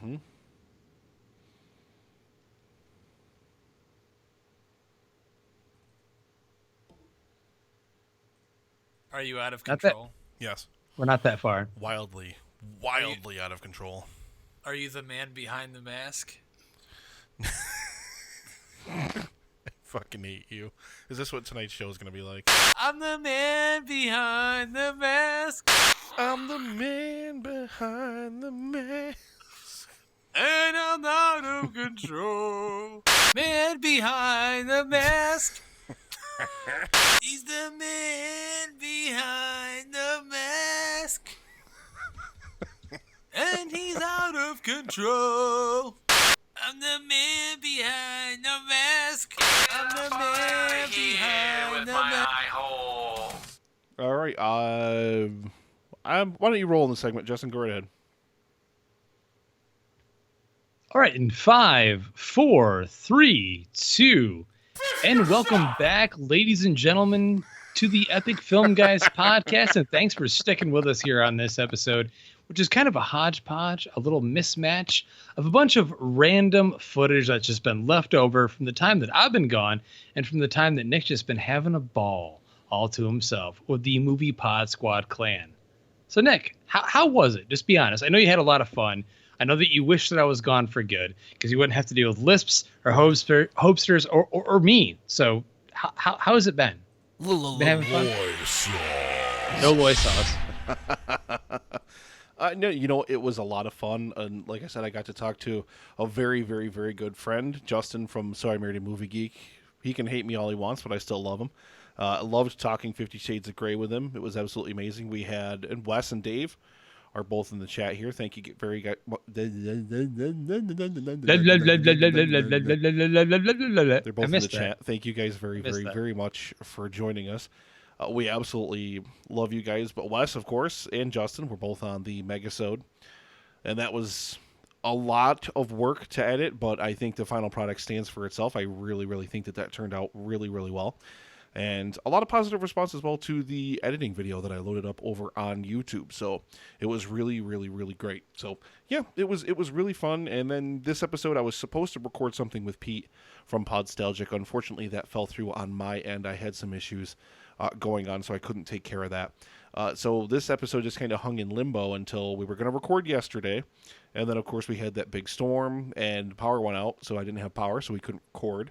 And I was outside with a big plastic bowl flinging water away from the little patio outside because the water was coming down so heavily.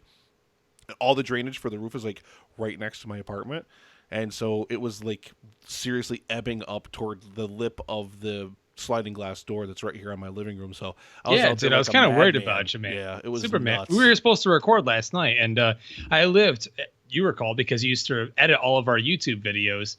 When we first started as Epic Film Guys, we were a video review show and used to edit all of our videos. We would go see the movie, we would drink beer, record the video, then go to my townhouse, literally not even a block from where you live now. It'd be like 3 o'clock at night or 3 o'clock in the morning. 3 o'clock in the morning. And that townhouse that I lived at, right down the street from where you're at right now, there was no drainage either. And there's like a shitty drainage problem in that entire area. So when it would rain a lot, heavy rain or storms, you just kind of worry about your whole backyard flooding or flooding into your apartment or townhouse. And that's why when you showed me that picture last night, I was like, oh my God, dude, it's for real. This is serious. And all the news briefs I saw from Binghamton News up there, that it was insane. So I'm glad that you're okay, man. I know your power went out, you said, until like, what, 3 in the morning? Yeah, 3 in the morning it was out. But I mean, there are some people that are still without power now. So just rest assured your power crews are out there working on it.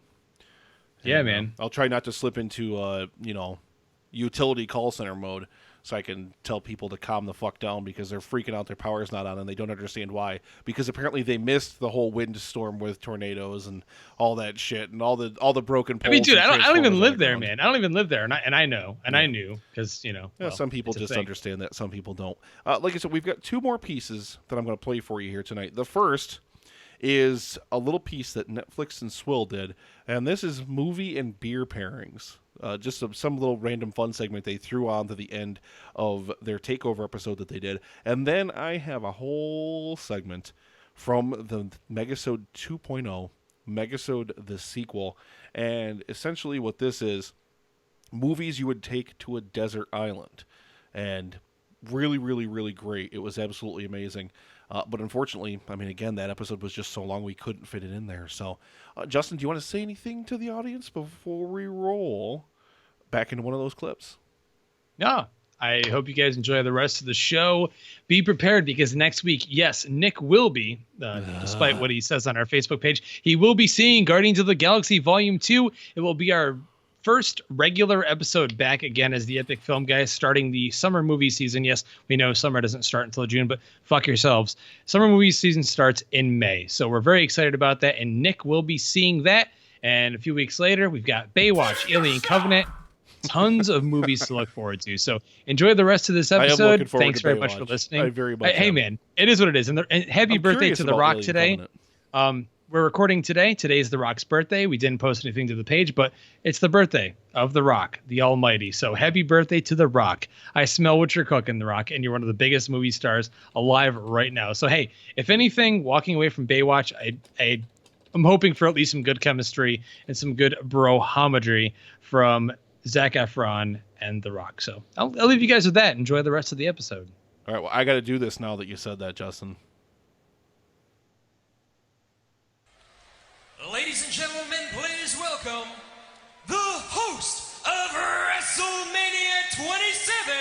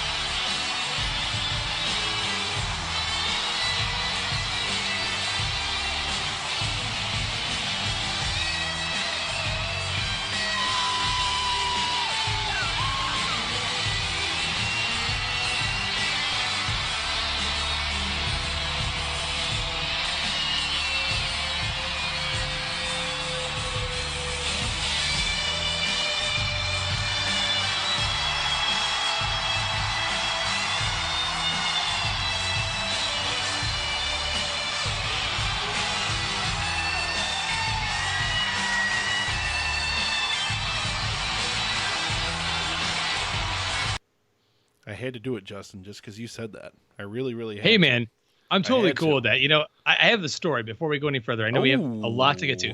But, hey, I met The Rock, or Rocky Maivia, as he was originally called, when he was originally on the Nation of Domination. Do you remember that, Nick? You were a 90s. Those days. Yes, you were a 90s wrestling fan, just as I was. I stopped in the 90s, but he was part of the Nation of Domination, as was Farouk, and I met him as a young wrestler. One of my favorite skits ever was, of course, they'd get so shit on for doing it nowadays, but DX coming out in blackface and making fun of the Nation. And Triple H was the Croc, I think he was. The called. Attitude Era is still my favorite. I know it gets shit on. I know a lot of fans now hate on the Attitude Era, but for me, that was the epitome of what made wrestling great, you know, after the early to mid 90s wrestling. So for me, the coolest thing ever was meeting The Rock, or Rocky Maivia, or Dwayne Johnson, when he was really young, and he outside getting an autograph on like a receipt outside of the Binghamton Arena where we're from in Binghamton, New York. So awesome. I'm just, whatever. Happy birthday to Dwayne The Rock Johnson, which it's great to think, Nick, that he came up from being a professional wrestler and now he's one of the biggest movie stars of modern day filmmaking. So any movie that this guy makes, whether it be good, bad shit, whatever, it still makes a lot of money. So he is the modern day Arnold Schwarzenegger, in my opinion. So I love him to death, man. Happy birthday to Dwayne The Rock Johnson. All right, we're going to go ahead and get your next clip started here. This is going to be a little piece from Netflix and Swill. Stay tuned.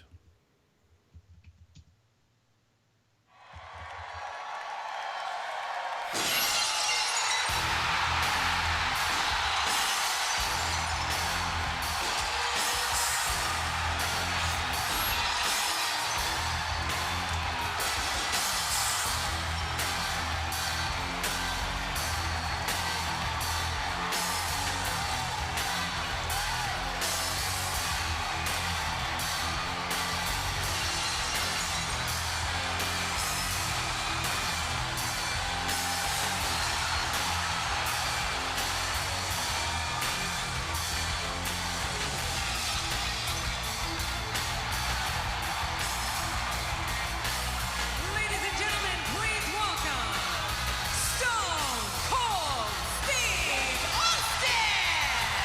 Ladies and gentlemen, for the first time in over 4 years, the Texas Rattlesnake, Stone Cold Steve Austin, is live in the ring on Monday Night Raw. Well, what better place, Michael, than right here in Dallas, Texas, a 6-time WWE champion, 3-time Royal Rumble winner.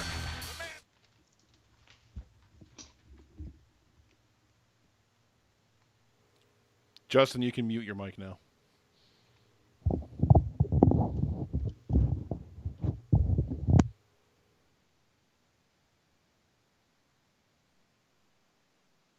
So we're gonna move on to a segment that you wanted to do because you're you and I talked for fucking 45 hours on Fate of the Furious. So it's time for me to suffer, Caleb. What do you have? What do you have in store for us here? Because honest to God, I don't know. Well, I thought this would be some kind of like fun nonsense filler, basically. So I wanted to do beer and movie pairings. Okay. So what kind of beer? It's gonna be swill centric because that's who I am. Because I'm a dumpster. Just kind of what beers go down easy with what equally bad movies, I guess. So first up, I'm gonna just kind of throw this out as like an example round, and then we can kind of bounce some ideas off each other. Okay. I'm gonna say Major League, the classic film with Tom Berenger about the Indians baseball team, goes well with an Old Milwaukee because I don't know why. Old Milwaukee shit, it's gross, but it just feels right. Well, Old Milwaukee feels like I feel like Bud Light actually makes a little bit more sense because that's like the thing you see most at like baseball stadiums, at least today. I don't know about like back in the 80s when Major League was originally set, but it's something that kind of fits. You buy an overpriced Bud Light at a ballpark and you pay for that and you enjoy a baseball game by getting hammered off a Bud Light, which doesn't actually happen. Yeah, I think it just harkens back to like my childhood and hearing my uncle talk about baseball and him drinking Old Milwaukee. So your uncle's a stronger man than I. Yeah, he was real cool. I don't know, man. Do you have any off the top of your head that just kind of makes sense to you? Oh, well, first, okay, so the Fast and Furious franchise, their signature beer is Corona. So when you're watching the Fast and the Furious, any of those movies, just fucking shove a lime in there, drink up with the boys. See, Corona to me, since it has like that kind of island vibe, that screams Broken Lizard's Club Dread to me. Is that the 1995? Yeah, that's a awesome comedy movie. It's from the guys who made, Super Troopers. Uh-huh. I think it came out. I think it was like the movie they did right after Super Troopers. But it's basically like this Jimmy Buffett type character, except he hates Jimmy Buffett because he had a song called Pina Colada Burg, which he claims that Jimmy Buffett ripped off when he made Margaritaville. It's like anytime somebody talks about Jimmy Buffett, he gets all fucked off at him. Great fucking comedy, but yeah, that's where I would pair up my Corona. Next one I would go with would be Strange Brew, the SCTV adapted one of their sketches called The Great White North, featuring Bob and Doug McKenzie, who were two brothers. One of them was Rick Moranis. The other one's Dave Thomas. Not the Founder Wendy's of Wendy's? guy. No, different Dave Thomas. But it's basically just a movie about two brothers driving around being Canadian and being drunk and... Two brothers in being a car. Really... No, they're in a van. Oh, they're in a van? Oh my god. Two brothers drinking in a van. It's too dank. I can't deal with it. And then scary German guy hits. Is it Hitler? No, Max von Sydow is the villain in this. It's just like a dumb, fun comedy. I don't know. But I would pair that with a Molson Canadian. Dude, Molson is fine if you have never drank beer before. Yeah. Like I mean, I can dig on a Molson once in a while. Yeah. I actually prefer Labatt Blue, but... Labatt Blue, the official beer of the Pittsburgh Penguins. Fuck you, everybody. The Penguins are great. Labatt Blue is delicious. I'll have a good old Labatt at a hockey game. Speaking of which, I had a PBR at the a Penguins game that Jimmy, supporter of the Netflix and Swill show and the Epic Film Guys podcast, he took me to a Penguins game because he had a free ticket. So we picked up pounders of PBR and drank that for some godforsaken reason. That was like $12 we spent on PBR for the fucking meme. It's funny you should mention PBR because the next movie that I wanted to talk about is Smokey and the Goddamn Bandit. Woo! Yeah, that's a PBR movie all the way. All right. I don't think I've ever seen Smokey and the Bandit. Is that a Burt Reynolds movie? Yeah, dude, you need to get on that. Smokey and the Bandit's fucking awesome. I only know that because of fucking Archer. I'm gonna be totally honest about that. He has a long way to go and a short time to get there. Smokey is the sheriff. Burt Reynolds is the bandit. Mm-hmm. And he gets hired to basically, like, he's driving a blocker car that's, like, keeping the cops off of this semi-truck that's hauling a load of beer for, like, this dude's daughter's wedding or something like that. It's a real weird premise. But, like, basically they have this, like, illegal bootleg hooch that they're trying to smuggle into fucking Texas. So it's just, like, Burt Reynolds running from the cops. It's a fucking spectacle. You just have to see it, man. Okay, so the next movie I have is a movie that came out in 2016. It was nominated for the Best Picture. It is Hell or High Water, starring Chris Pine, Ben Foster, and Jeff Bridges. And the beer I would drink to this would actually be a Modelo. Now, when I think Modelo, I actually think Texas. I'm sure this isn't actually like a Texas beer, but for some reason, when I see Modelo, I'm just like, Texas. So, yeah, Modelo's Mexican, but yeah, it pairs well with Latinx cuisine, so. But yeah, so obviously appropriating from other cultures as good Americans do, I would suggest Modelo with Hell or High Water. Such a dumb bit. This is the dumbest thing we've ever done, and it's somehow hilarious still. I don't understand. So, I'm going to throw out an obvious one, which is another Broken Lizard film. It's Beer Fest. Right. Which is about a secret underground drinking competition in Germany. You know, you want to have, like, a good, like, German beer to go with this movie, but it's also about just drinking your ass off and having fun. Mm-hmm. So I would pair this with a Dos Equis, which is a fine German beer made shittily in Mexico for cheap. Wait, it's a German beer? What makes it a German beer? I'm sorry. I think the company that owns Dos Equis is a German company, okay, and it's like a German recipe, but they make it in Mexico. I think. I'm not sure, but... If Caleb's wrong, direct all hate mail to @C_LEB 2021.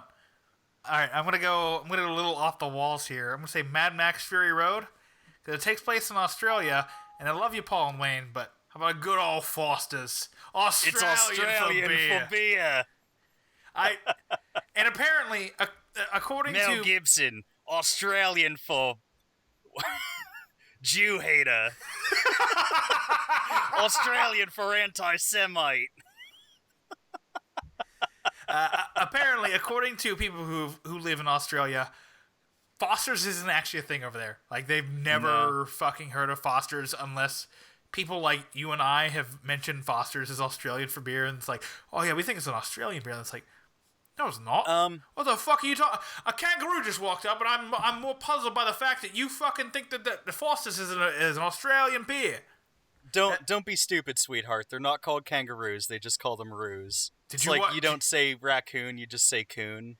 No. I say raccoon because the other term is offensive. I guess that has been used as a pejorative. That's not good. God bless the racists of 1960s. Yeah. Raccoons try to get on our porch. Mama just chase them off with a broom. I'm gonna make you do a spit take yet. I shouldn't have my webcam on for this, but whatever. Oh, man. No, it's great. I've enjoyed it. I've actually had Foster's once. Like, towards the end of my college career, I joined the debate team because I had nothing better to do. Wait, pause. Please tell the one story of how you defeated bias. No, we got accused of being, like, bigoted in a debate, and I was like, have I introduced you to my gay black debate partner? Marquise, I don't know if you listen to our show at all, but we love you. Marquise is the man. Marquise is the best. The hotel we were staying at across the road, there was a little convenience store, and of course they sell beer there. So, like, me and the one other guy got the huge, like, it's like a quart can of Foster's. Jesus. And, like, it literally tastes just like Busch or something like that. Just really? Like some shitty beer, yeah. But it's just like this huge can with a picture of Australia on it. Is it felt bad? like such a fucking clown drinking it. Is it bad that anytime I go to Outback Steakhouse, I immediately order a Foster's because I'm a fucking asshole? Nah, Foster's is okay. It's whatever. I mean, for you it's okay. For me, it's probably like garbage tier. Yeah. So, one of my favorite films of all time, and I know Justin would agree with me here. I know what you're going to say. John Carpenter's The Thing, and I would pair Jack Daniel's Tennessee whiskey with that, the Black Label, because whenever I drink Jack Daniel's, I turn into a monster.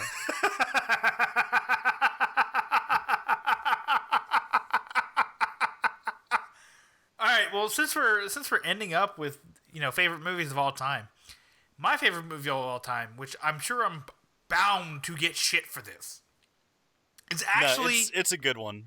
It's actually 1997, I think it was. Independence Day. Roland Emmerich's Independence Day is my favorite movie of all time. I would pair the most American fucking beer with that. And that right there is a good old Anheuser-Busch Budweiser. I would fucking pair a Budweiser Red Label, with that. not Bud Light. Exactly. Fuck Bud Light. Red Label. You don't. No, in America, you don't count calories. You fucking go full flavor and you drink that shit. You get because you are you get happy. your supersized fries. You get your Big Mac. You get your Bud Light. Yep. A pounder. Yep. Not Bud Light. Regular Budweiser. Right. Fucking pounder. Right. 6 of them, and 12 you just of them. knock them back. 12 of them. Come on. Yeah. You just slam that shit. Because you're Hey, American. Pounders don't come in a 12-pack, dude. Get 12. Just get 12 of them. Who cares? Fucking Get buy 2 12 of them. 6-packs. Yeah. Fuck it. Who cares? No, and then you slam them down, and you're just like, I'm in fucking America. I should be happy that I am not dead due to aliens invading my fucking planet. And then you fart the Star Spangled Banner.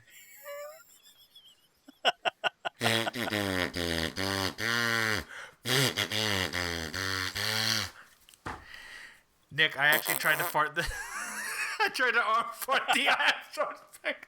Ah! This is the dumbest show we've ever fucking done. I stand by it. Justin, did you stop recording or are you still recording? I stopped. Oh, okay. All right. Let's hang on. I didn't stop. Hang on. Well, it was going to be about like I don't know how many minutes of wasted audio, so I figured you'd want me to stop. That's fine. It's fine. Hijinks Oh yeah, by will the way, ensue. how are you? How am I? What?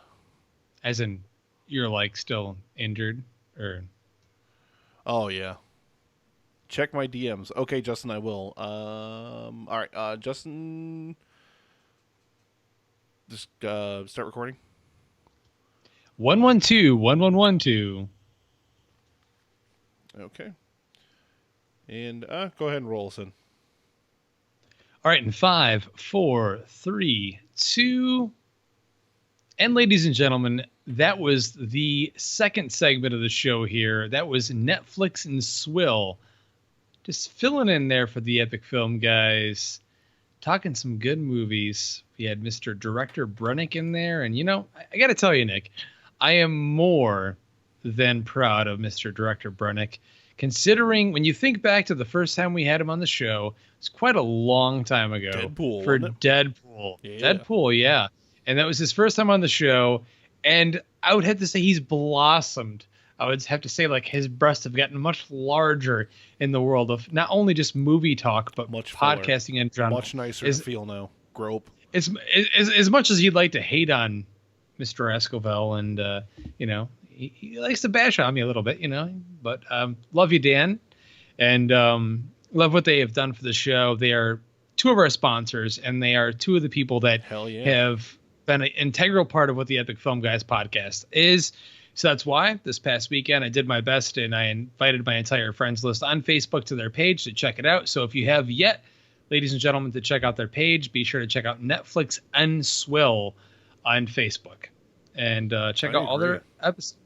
Definitely. And among all the rest of the Movie Pod Squad podcasts out there, definitely.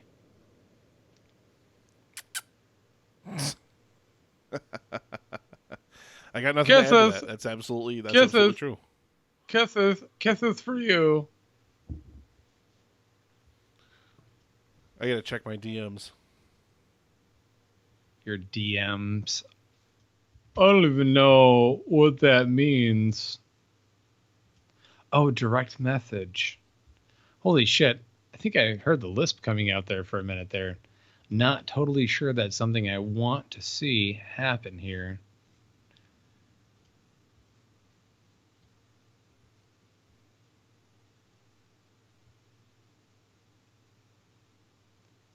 It's totally silent. Now, guys, should I go to sleep watching Roadhouse or should I watch Beethoven second?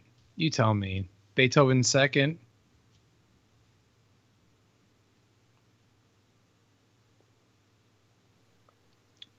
And yes, up on the live stream right now is an image that Justin from Cyber Movie Geek very, very poorly photoshopped my head into the cast photo of the Justice League over Superman's face. Wow, yowzers. Hey, man, whatever. You and I both know we are the minority in the fact that we would both rather have a Man of Steel sequel right now than have Justice League. Hell so, yeah. whatever. I would rather have a Man of Steel sequel than Batman versus Superman. Me too. But I mean, even so, like, say they had said, well, fuck Justice League, we're going to make Man of Steel 2 before we get Justice League. I'd be cool with that. I feel bad because I feel like the marketing for Wonder Woman, I'm not sure if you guys out there are aware, but we are 1 month away right now from this recording date to the release date of Wonder Woman. And I feel like Warner Brothers has tried this new marketing strategy, which is a new thing that they've been doing with many different films and many different studios, in which they just shove the film down your throat every day with GIFs and little clips of the film and posters and all kinds of shit, to the point where you like feel like you've seen the entire movie. Nick, have you noticed that at all, or? No. Wow. Okay. Well, it is a new marketing strategy that Warner Brothers has tried with Wonder Woman. I'm not sure if it has to do with the 75th anniversary this year, which is Wonder Woman's 75th anniversary in the comics, but they've been doing this overuse of marketing, which is kind of overkill in my opinion. But I'm still excited for the film. I'm still hoping it's going to be successful and good, but it's strange to see in your newsfeed every single day like a new piece of footage from the film. So it is what it is. I avoid a lot of footage, a lot of additional, really anything, to be 100% honest, just because I don't want to see anything more. I just want to see the goddamn movie. Fuck everything else. Just to see the fucking movie. Oh, just show me the fucking movie. Oh. Uh-oh. What the? I noticed Justin disappeared off of camera again. Hey, you. Oh, God. Shit. Well, I was Hopster, just did you trying flub to... your opening there? Is that what that was? I was trying to get something to eat, and, well, the dog, Justin's dog, left a couple of hairballs in the bowl of food. I haven't eaten in like 3 days. Ain't no one been out here getting McDonald's, so I've been stuck just trying to get scraps. Justin left the door unlocked since his upstairs neighbors, the Indian people that live up there, been trying to get in. He must have left it unlocked again, like an idiot. And, yeah, well, I ate some of the dog's food. So, but he had mentioned the other night that he's going to be back on the show. And I'm back here again to try to figure out a way for me to kind of make my way in and make some moolah off of the whole deal.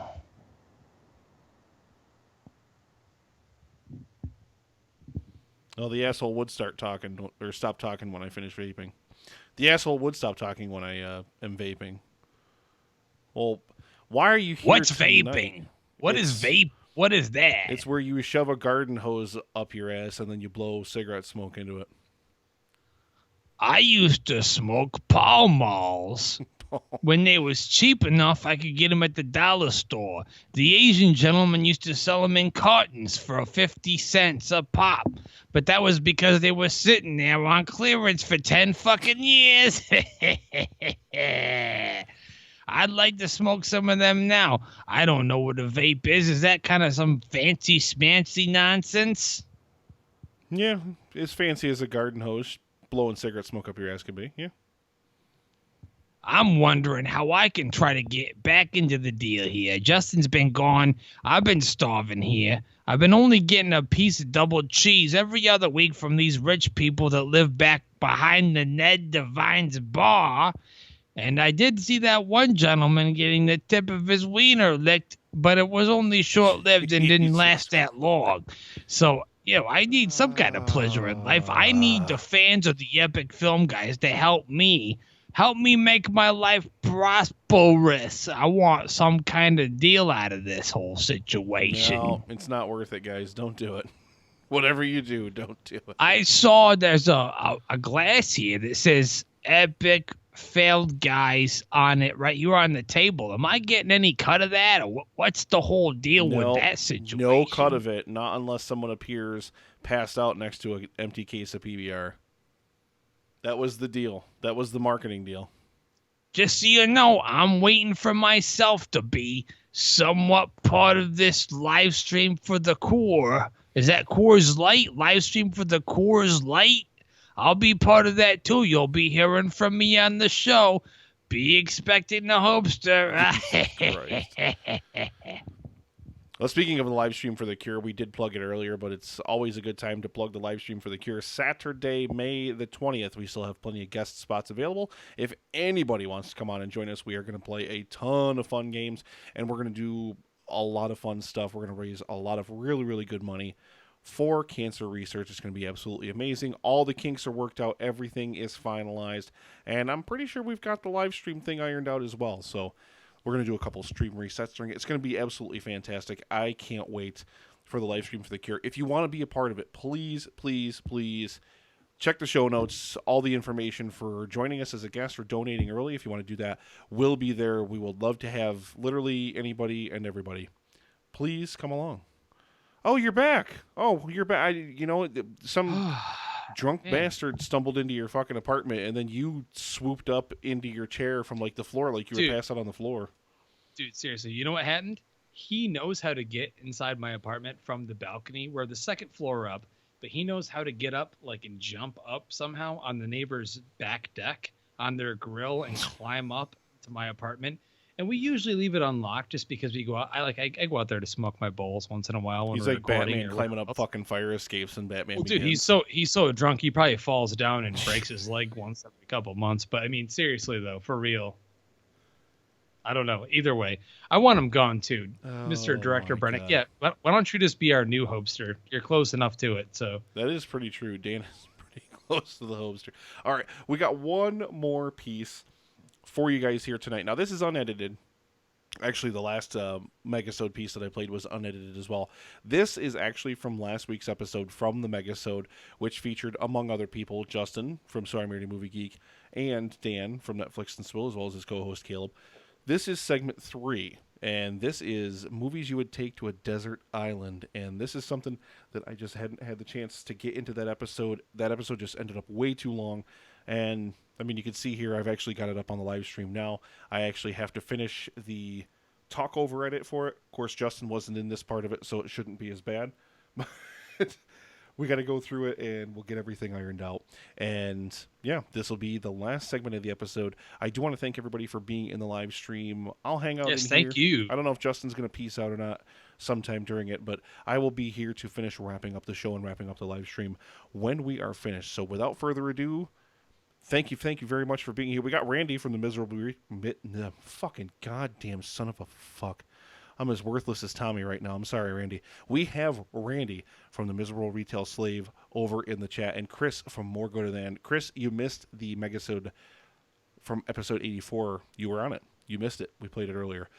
But yeah, thank you guys very, very much for joining us in the live stream. So we're going to go ahead and throw this over there. I'll still be talking to you guys in the chat. And fuck yeah, man. Thanks, guys. Justin, don't forget to mute your mic.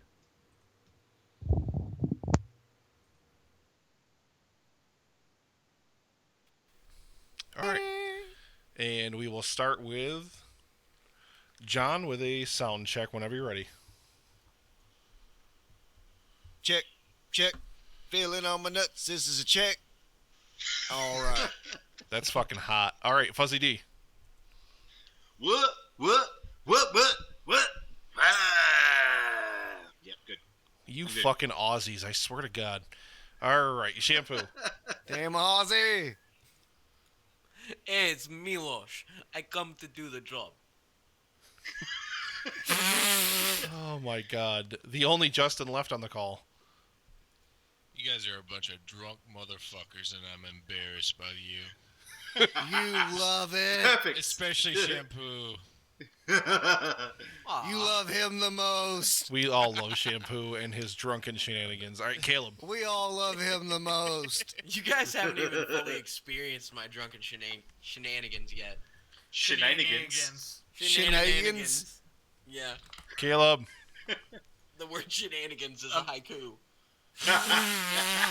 Can I do my sound check yet, please? That's it. Done. Perfect. Good enough. Director Brennick. 112, WHLW, Jesus Christ. NBC. I'm the obnoxious one now. Hi, thanks for sticking with us on the Epic Film Guys podcast.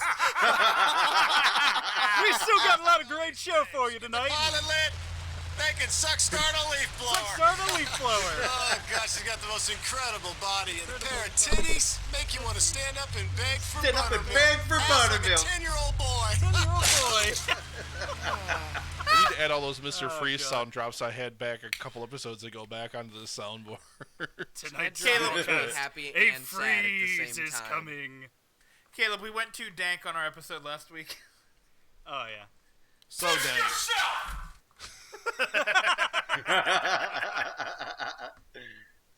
The best part was when you didn't remember the premise of the actual first Fast and Furious movie. Oh, good! Because it's awful. Wait, which one didn't actually remember? You. Actually, the Neither one of that us did. neither one of you actually really remembered it, but one, I think it was Caleb was the one that kept saying Caleb. it's an undercut, or is it you're Caleb? You were the one Yeah. that loves Fast and the Furious, right? No, I I'm hate Dan. it. Dan I'm Dan. loved it, right? Yes. Yeah. Okay, that's what I thought. That's exactly what I thought. And Dan was sitting there like talking about it. And he's like, "No, man, this is all about like Paul Walker's character gets caught up in the Fast and Furious, and like he gets made to be into the cops and all this shit." And I'm like, "No, he's actually an undercover cop." That's what I The fucking whole said. time. I remember it better than the actual fan. It's also been like 13 I just years since I listened saw to the first this. one.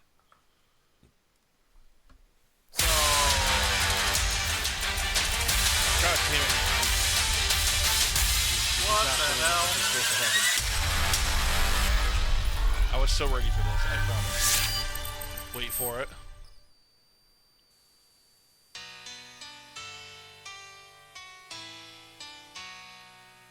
What is happening? Yes! Get Justin Escobar back on this call. I'd rather have. I am drunk as fuck though too, so. You just fucked my mind, man. This is my favorite song, man. How did you know? my jam. This shit came out when I was like a fucking senior in high I love school. fucking Roxette, man. I love her gozer hair.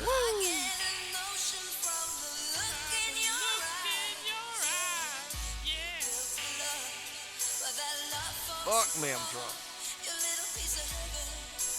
I only played this because Caleb mentioned it over in the Skype chat. Oh, god damn it. Caleb, thank you for turning on your video just to do that.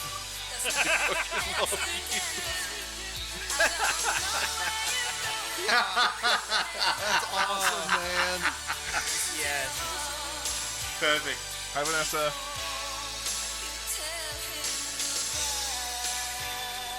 Oh my god. Okay. You know what I did, Nick? What? I listened to my heart and I opened another beer. I fucking love you. What do you got now? You finished the other problem, right? Yeah, of course. I have Evil Twin from Tennessee with Smoke. Tribute to John's homeland. I hate you so Yeah, I'm just. God This damn. one's good. So It tastes I like love this barbecue. You like smoke beer? Yeah. Oh, I fucking love it. Yeah, Why it's did I do this? the It's like smokiest beer I've ever had other than so Henry fucked up. Norwegian wood. Sing it, Justin. What is going on right now? It's just don't ask questions, Shampoo. Just don't ask questions. Hey, I'm going with it. I just want to know where this is going. I've been hurt before.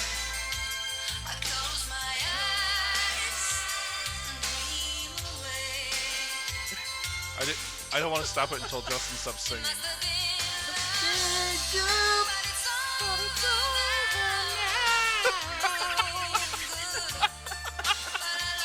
But I lost it somehow. I'm never happier than when I do these fucking megasodes. I swear to God. This is amazing. Oh my God. Oh, I fucking love you guys. All right. This is what we should have just done for 2 hours. Just the movie Pod Squad sing along. Yeah. I'd listen. Oh my God. All right. Let's go ahead. Yeah. And let's Oh jump my into our third segment. Yeah. I'll roll us in 5, 4, 3, 2. Welcome back, ladies and gentlemen. Thank you very much for hanging out with us here on the Epic Film Guys podcast after that absurdly long, ridiculously, disgustingly long, most anticipated films of the summer. Jesus Christ, that's going to be an editing fucking nightmare. I feel like it was long too. Wes, unfortunately, as we mentioned, Wes had to drop out. Was it not too long enough? I hate you. Wes had to drop out, unfortunately, because his phone would not hold a charge. And I don't know what the hell happened to my co-host, but there was just some random noise playing through his microphone, so we just kicked him out of the Skype call. Idiot man. You, Michael, you're a piece of shit. All right. So we have more to talk about tonight, guys. We have, and this is actually something that Caleb from Netflix and Swell actually recommended when we were first putting the Megasode together. It's 3 films. Yay, I'm helping. Yay. 3 films. Hashtag idea man. I hate you. Shut 3 up, Dan. films Make that sure you would get take that with you. producer credit. God damn it. Right. Why do you care? You're not editing the show. There's just no such thing as fucking rails. Basically, 3 films you would take with you to a desert island. So let's assume that the desert island you go to, you'll be able to fashion yourself a coconut Blu-ray player and coconut 4K TV, where you can But watch for some everything. reason you can't Could it build be a fucking coconut boat. 4K? Why would you build a boat if you have a fucking coconut Blu-ray player and a coconut like 1080p TV or 4K TV. I wouldn't, because if I was on a desert island, there wouldn't be any assholes there except for me, and I wouldn't have to fucking listen to anybody talk. It would be paradise. I knew you'd say that. All right, so yeah, basically, that's great. the premise of this, and I don't want to spend a ton of time on this because we still have more stuff to get to tonight, if you can fucking believe that. But holy shit, I know, right? But we'll start with John because he's the drunkest, and I feel like he's gonna pass out before the rest of us. I didn't think I was gonna get top tonight, but man, hats off. Jesus, thank you. Shampoo. To be fair, he showed up drunk. You didn't show up to the last episode drunk. You just devolved to that point. It happened organically. I'm proud of it. It did happen organically. All right, so like I said, we'll start with John, and I want to kind of make a free for all. Give people as much shit or as little shit as you want to for their picks. I don't fucking care. But John, let's do all three of your picks. All three of your films. What you'd take to a desert island and why? All right. Well, what I would actually go with would be like no, John. Blazing Start over Saddles. and start over with words. Words and sentences. Words and sentences. There. All I heard was I said. So the movies I would actually pick to go with me on a desert island would actually be like Blazing Saddles, Rush Hour, and the 1990s TMNT. No, Rush Hour is the most ridiculous fucking movie I've ever heard in my goddamn life. Are you kidding me? What the fuck? I want to cry. Let him talk. So out there. Like the other. Nope. Holy shit, dude. Oh my god. This I told episode you is it was an hilarious. absurd list. What do we?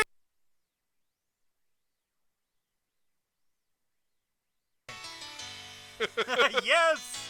You're just an Escobar back on this call. I am drunk as fuck though. This is my favorite song, man. How did you know? I love fucking Roxette, man. Know you're something in the wake of your smile. There's a notion by the look in your eyes, yeah. There's love, but there's a rust of the tongue. Testify, listen to your heart.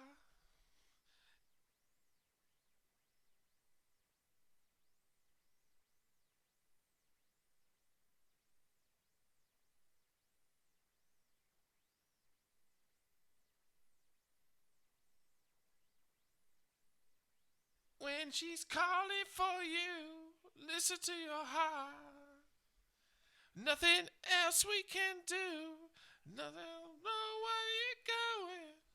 If not gonna know why, listen to your heart before you tell him goodbye.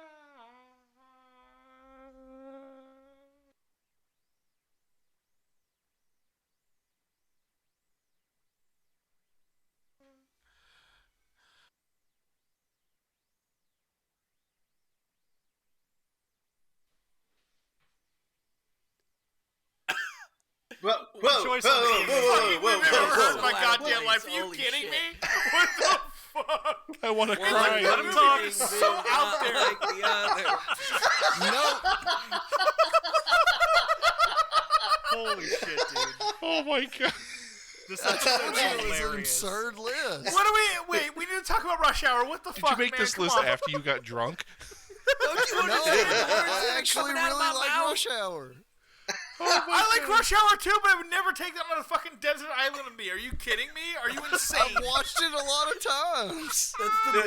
Okay, Watch let's. right before you I build up like the courage Jackie to show Chan. yourself I when you're actually like stranded. Chris Tucker. I want to dissect. Let's these be picks. clear. This is not movies that you would leave on a desert island. This is something you have to take with you. So. I want to dissect. I want to dissect these picks. Okay, so John, did you make that list before or after you started Explain. drinking? I think everybody can. I think most of everybody's the pretty time. much fine with Most the of the time. turtles. Yes, Blazing yes. Saddles, come on. I think everyone's Blazing perfectly Saddles, fine yeah. with I Blazing can't help Saddles, it. but are you It's telling the me middle you pick. The middle are you pick is trying the to put yourself in controversy some here. kind of fucking purgatory where you have to listen to Chris Tucker for eternity? Well, okay. My backup choice originally was I thought maybe that would be way too like fucking old for to say like I was just gonna continue to use like The Secret Life of Walter Mitty from 1947, and I figured everybody would just give me just as much shit. So I was like, I don't give a damn. You said 1947, sure. Probably a little less shit, but I don't know. But that's actually like my whole thing. Originally, my list was those three movies with like the 1947 of Walter Mitty, but I thought it would be funny to mention Rush Hour. Well, you definitely gave us the best laugh of the night. I fucking love you, John. Never got it in change. one. Never change. Oh, I try not to. Oh, I love myself. Oh my god! All right, well, I think that it's gonna take Justin from So I Married a Movie Geek quite a list to top Rush Hour. So what would you take to a desert island besides fudge? We know you would take as much fudge as you could possibly fit into your boat. As much fudge as he could pack. Hey, look, guys! Tom Cruise is a fudge packer.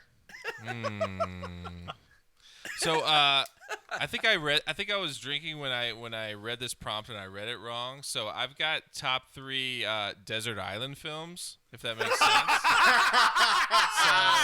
This is totally gonna talk. So this could work either way. So Castaway. Lord of the Flies, I like Okay. the 1990 version of Lord of the Flies. It's just a bunch of kids that get dropped off on this island, and then they just like beat the shit out of each other and start killing each other. Has It anyone sounds seen like the this book. movie? Yep. I've read the book, but I haven't seen that version of the movie. It's great. It's the reason that I wanted to get LASIK. It's because one of the kids in the movie has glasses, Piggy. and they drop a huge fucking conch shell on his head, and like anyway, he breaks his glasses halfway through, and he can't see anything. There was He's totally time now. fucked. It's like that Twilight Zone episode, but anyway. I think about that every time I think about the apocalypse. It's like if my glasses get broken, I'm dead. So Lord of the Flies, that'll Yeah. like make me tough, like watching it on the desert island, I guess. Blue Lagoon from 1980 has Say watching Lord of the Flies would make you tough. Brooke Shields in Blue Lagoon. She's like 16, but she's super hot, and she's like getting naked and discovering herself with like. Boy, I her can't cousin or wait for the something. cop You know to show she us. wouldn't actually be on the island, right? Wasn't it? It's wasn't okay. it River Phoenix who's in that with her? No, it's Christopher Atkins. He's that other guy. Anyway, Blue Lagoon, very sexy, very very good movie to have on a desert island, I guess. And then my favorite desert island film from when I was a kid was the 1960 Disney version of Swiss Family Robinson, which has like the It's actually best a great movie. the best fucking tree houses you've ever seen on a desert island before. And if I was watching that on my desert island, I would like just like watch it and like Use it pause as a it and construction guide. Exactly. Go over there and like build a little bit of my my tree house to go back and watch Swiss Family Robinson. It's a good movie. So those are my 3 desert island films. You're not going with 6 Days and 7 Nights. Oh, Harrison Ford at his worst. And fucking H. Oh God. You were the best, Justin. You were the fucking best. Oh, so great. I'm so happy that you can't read. I read that one fast. My bad, guys. I'll give him credit. Those are at least decent, like desert island movies. Oh, See, they work. They work either way, pretty much. So there you go. I will never get tired of that sound drop. I just won't. All right, let's go ahead, and I'm going to jump over to one of the guys from Netflix as well. We'll go to director Brannick himself. All right, well, because I have the reading comprehension skills of at least a third grader, I actually understood. It's all that fudge, man. Fudge rotted his brain, man. Don't sleep, man. It rotted both his brain, his penis, and his teeth. I said both. There were 3 things I said in there. Yes, both 3. Both 3. I picked 3 my favorite types of movies. So I went with Anchorman, which is my favorite comedy. You know, infinitely quotable. We quoted it a ton in the pre-show. You know, I fucking love Anchorman. Anchorman is such a great movie. My favorite feel-good movie, because you know, on a desert island, you're gonna feel depressed at points. So I picked La La Land because, as everybody knows, everybody who knows me knows, once I watched La La Land, my entire life kind of like shifted into being like more positive. It's crazy to think. Dan's trying to say he no longer said he was going to kill himself every day. Yeah, you don't suck as much. Yeah, right? Do you dance in traffic too? I used to. But for different reasons. And then I decided to bring my favorite movie of all time. And I know I'm probably going to cop some shit for this, but my favorite movie of all time is actually Independence Day, the 1997 movie. I know. I'm going to cop like I said, I'm going to cop shit for it. It's good. Nope. You're It's a getting good that. movie. You're getting the smattering. Can handle that. It's just, I love the chemistry. I love the plot. I love everything about the movie. Like, yes, the sequel doesn't exist, and they never made it, and it just forget about it. But it's great. The original Hey, movie Roland is Emmerich. awesome. Roland Emmerich. I was gonna say, I think Justin actually really enjoys that second Independence Day. I liked it. I thought it was great. I don't care what you guys say. So do you it's remember goofy how, as hell. It's goofy as hell, and that's what I like about it. ago I said I wanted to be on a movie draft. I now no longer want to be on a movie draft. Well, I mean, anything's better than Transformers. Oh my god. I don't know. This comes pretty close to being. I don't know. This is pretty shit. Yeah, no. So I would just pick a bunch of favorite movies and bring them with me. That's really it. Oh my god. It's a good list, Dan. It was a good list.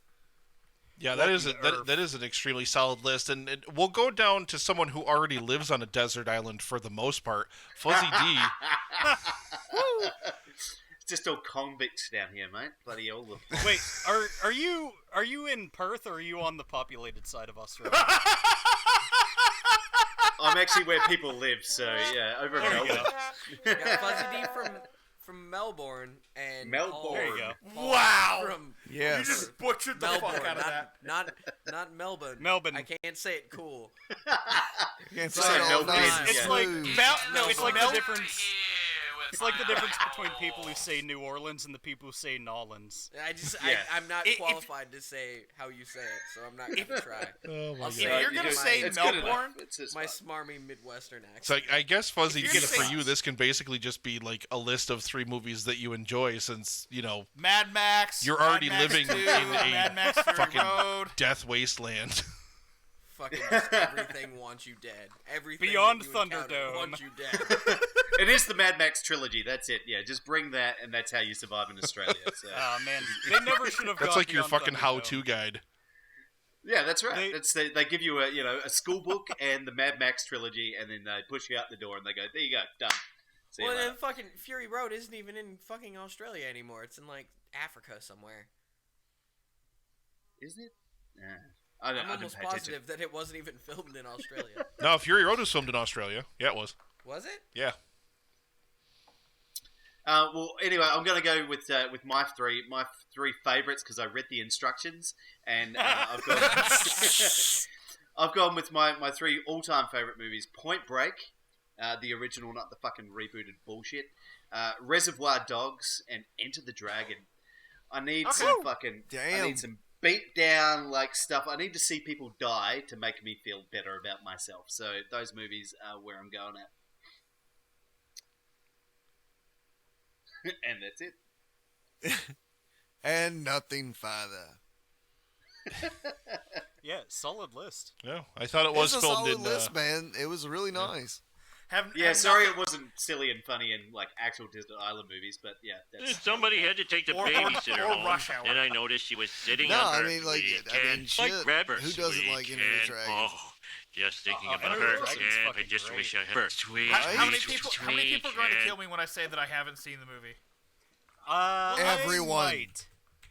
Yeah, I haven't seen it either, Dan. So don't feel bad. They will instantly nunchuck you to death. I mean, when you hear yourself.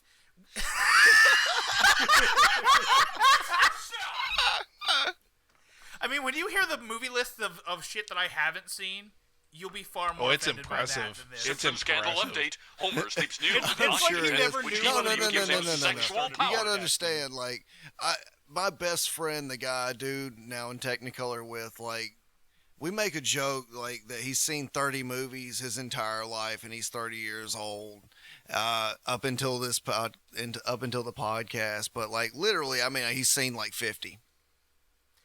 Like, honestly, the movie catalog of shit that I haven't seen probably rivals Justin's Wife. Honestly, it is that fucking depressing. It's a lot.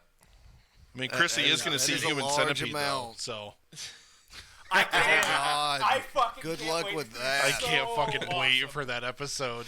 It's good. Oh, It's going to be so great.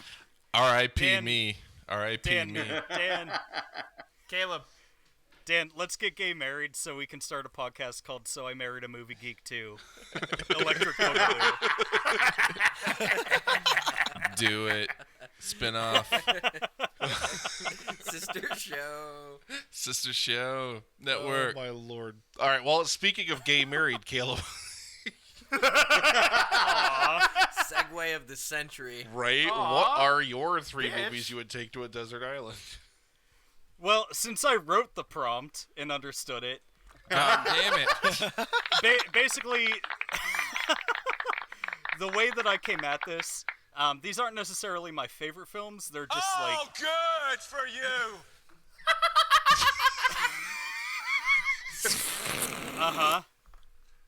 These aren't necessarily my favorite films. They're just kind of the ones that I think kind of paint the most complete Shut picture, up! you know, without leaving any Jesus gaps. Christ, man, what So the I've hell got is wrong some, with you? like, Please, kinda crossy just genre, shut up! Different Fuck! things keep me satisfied, you know.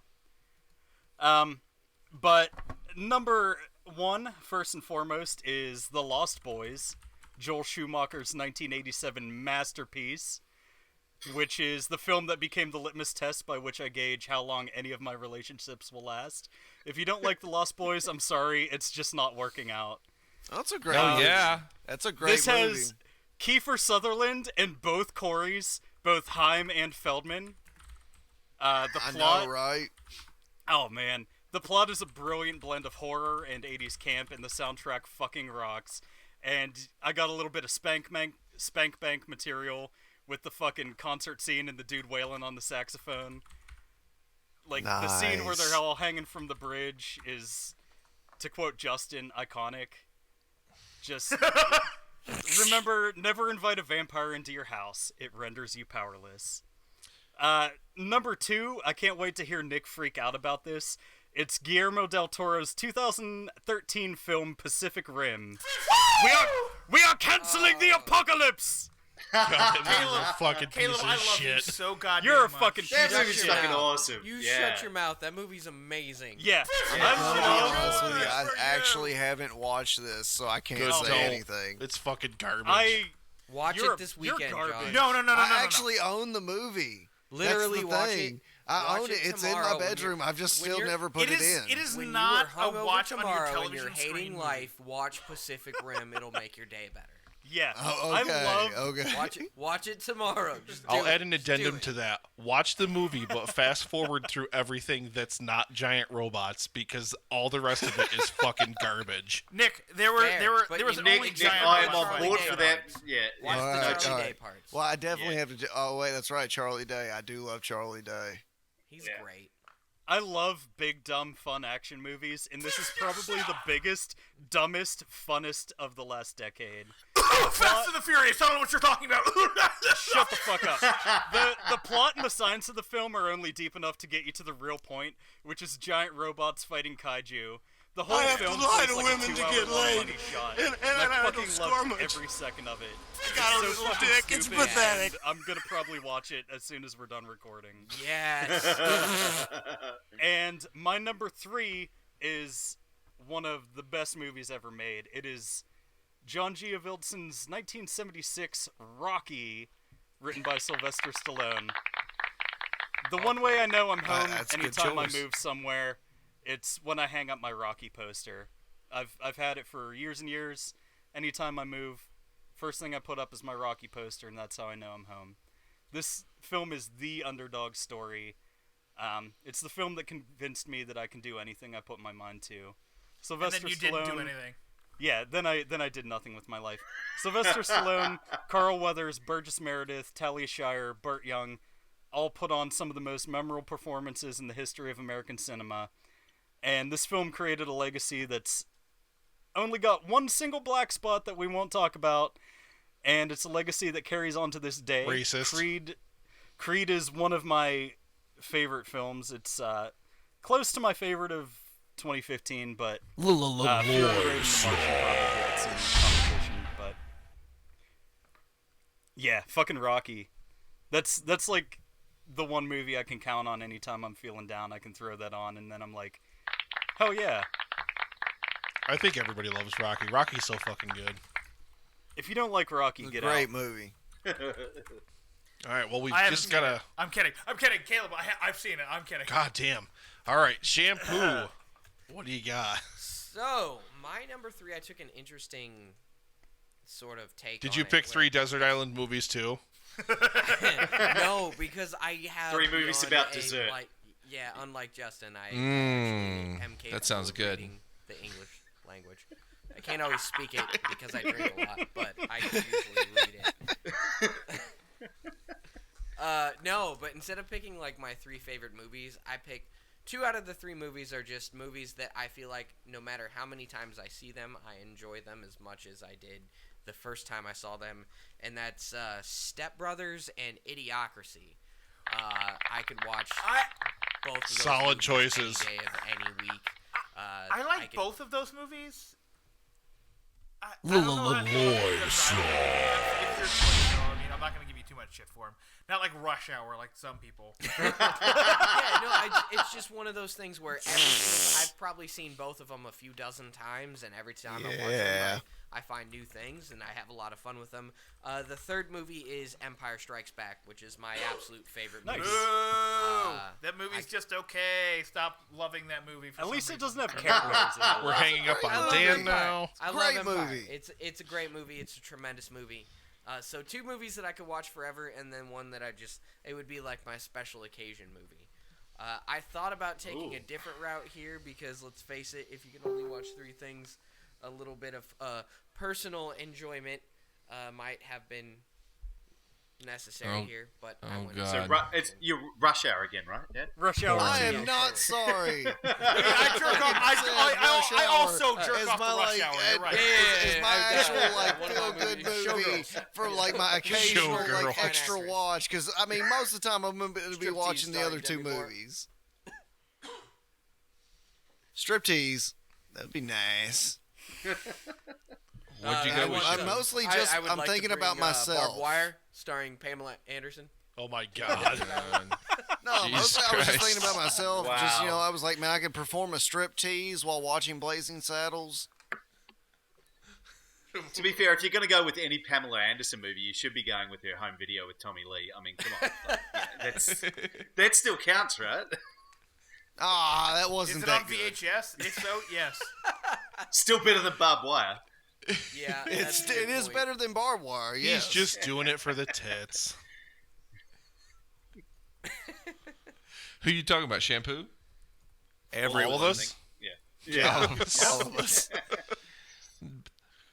Just overstuffed tits, though. It's like huge, really big. But his boat skills are impressive in that home video. They are very They are. impressive. They're very Did he call his impressive. penis the boat? I don't know if I could do that. Like, Why it did they requires some cast skill. him in Speed 2? Oh my God. Steering with a boner. Oh my Lord. All right. Well, I took an approach kind of similar to what director Brennick took to this. I wanted to bring stuff that I felt would. Oh, so you actually read the prompt? Okay, good. I did read the prompt. Shut the fuck up, Dan. Good for you! I really wish we would have picked Justin first, because then all would have been able to make fun of him. You know what, Justin? You should be really proud of yourself. You're a very successful person despite your third grade reading level. You've come a long way with very limited resources. Read that prompt and understand. You guys are talking about my list more than your list. Your lists fucking suck. So my list is amazing. Shut up. He's like, I got at least I chose movies with instructional manuals to them. Yeah, you're the one who'll actually survive on the island. Yeah, so essentially, I approached this. I wanted to feel good because I'm gonna watch these movies forever. I can't have any other movies, so I didn't want to bring anything that was too heavy, too dramatic, or anything, or that was gonna depress me a lot. All right, so $1 Million Baby. Yeah, I still have yet to watch that. So I brought my first two picks are two fucking comedies that I watch them every time I watch them to this day. I laugh my ass off, and that's Office Space and Spaceballs. Fucking... Oh, it's great. Literally, if you have to watch only a select handful of movies for eternity, like Office Space, and that's why I picked it for the quote for the trivia for last week. Fucking Tom... I have Tom people Smikowski. skills. What the hell's wrong with Tom you people? Smikowski. Or Bob Slidell. Oh my god, it's such a great movie. And I mean, Spaceballs. I mean, talk about infinitely quotable movies. Spaceballs has got to be right near the top of that list. And I That's don't what care. I just got done talking about We've earlier. been jammed. Only one man would dare. Raspberries. Lone Star. I'm gonna get shit for my third pick. We lost the sweeps and we lost the creeps. I'm gonna get shit for my third pick. I don't fucking care. But it's a movie about hope to me, and I think Stranded on a Desert Island, you would need a movie about hope. So my third movie is Man of Steel. Go fuck yourselves. Okay, I like Man of Steel. I think you're an idiot for rating it a 10 out of 10. That is terrible. I mean, it's no Rocky. Kevin Costner is just incredible in that movie. His death scene is the most inspiring thing I've seen in cinema in my entire life. I hate you all. Oh, I'm embarrassed for you, Nick. It's a 7 out of 10. Come on now. 10 out of 10. Fuck you. I'll stand by that until the end of time. I have a special love for the movie Office Space because my job is actually pretty close to what their job is in that movie, and I actually And he hates that printer. I have to make TPS reports. That is God. part of my actual job. God. Oh, my God. I have to make them about 4 or 5 times a year. And yes, I have gotten criticized for not having a cover sheet on my TPS report. Did you have 7 bosses come talk to you about it? It's that movie where he puts on cover sheets of the he watches TPS like report? 10 minutes of it and then just puts his fist through the TV. Document, by the way.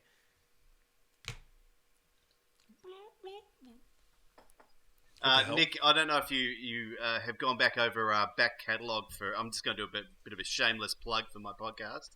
We did episode 19 was Office Spaceballs. So we do movie mashups, and that was one of our favorites. So go back and check that out. That's great. Fucking awesome.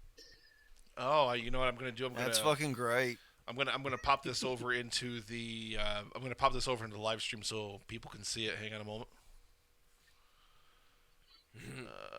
Bit of a shameless plug, but go for it. Bye, Brentley. I love you. Both Brentley. of those movies are fucking amazing. They are incredible. I'm 100% on board with there those. It is right there, Office Spaceballs. Yeah. I fucking love. That's like I said, fucking great, if I have man. to watch That's those nice. movies for an eternity, I want to watch something that I'm really, really gonna laugh my ass off at every time. You guys do such a great fucking job naming your episodes and coming up with themes for them. You really do. You really do. You really spike the do. puns every time. Thanks, man. I fucking love portmanteau.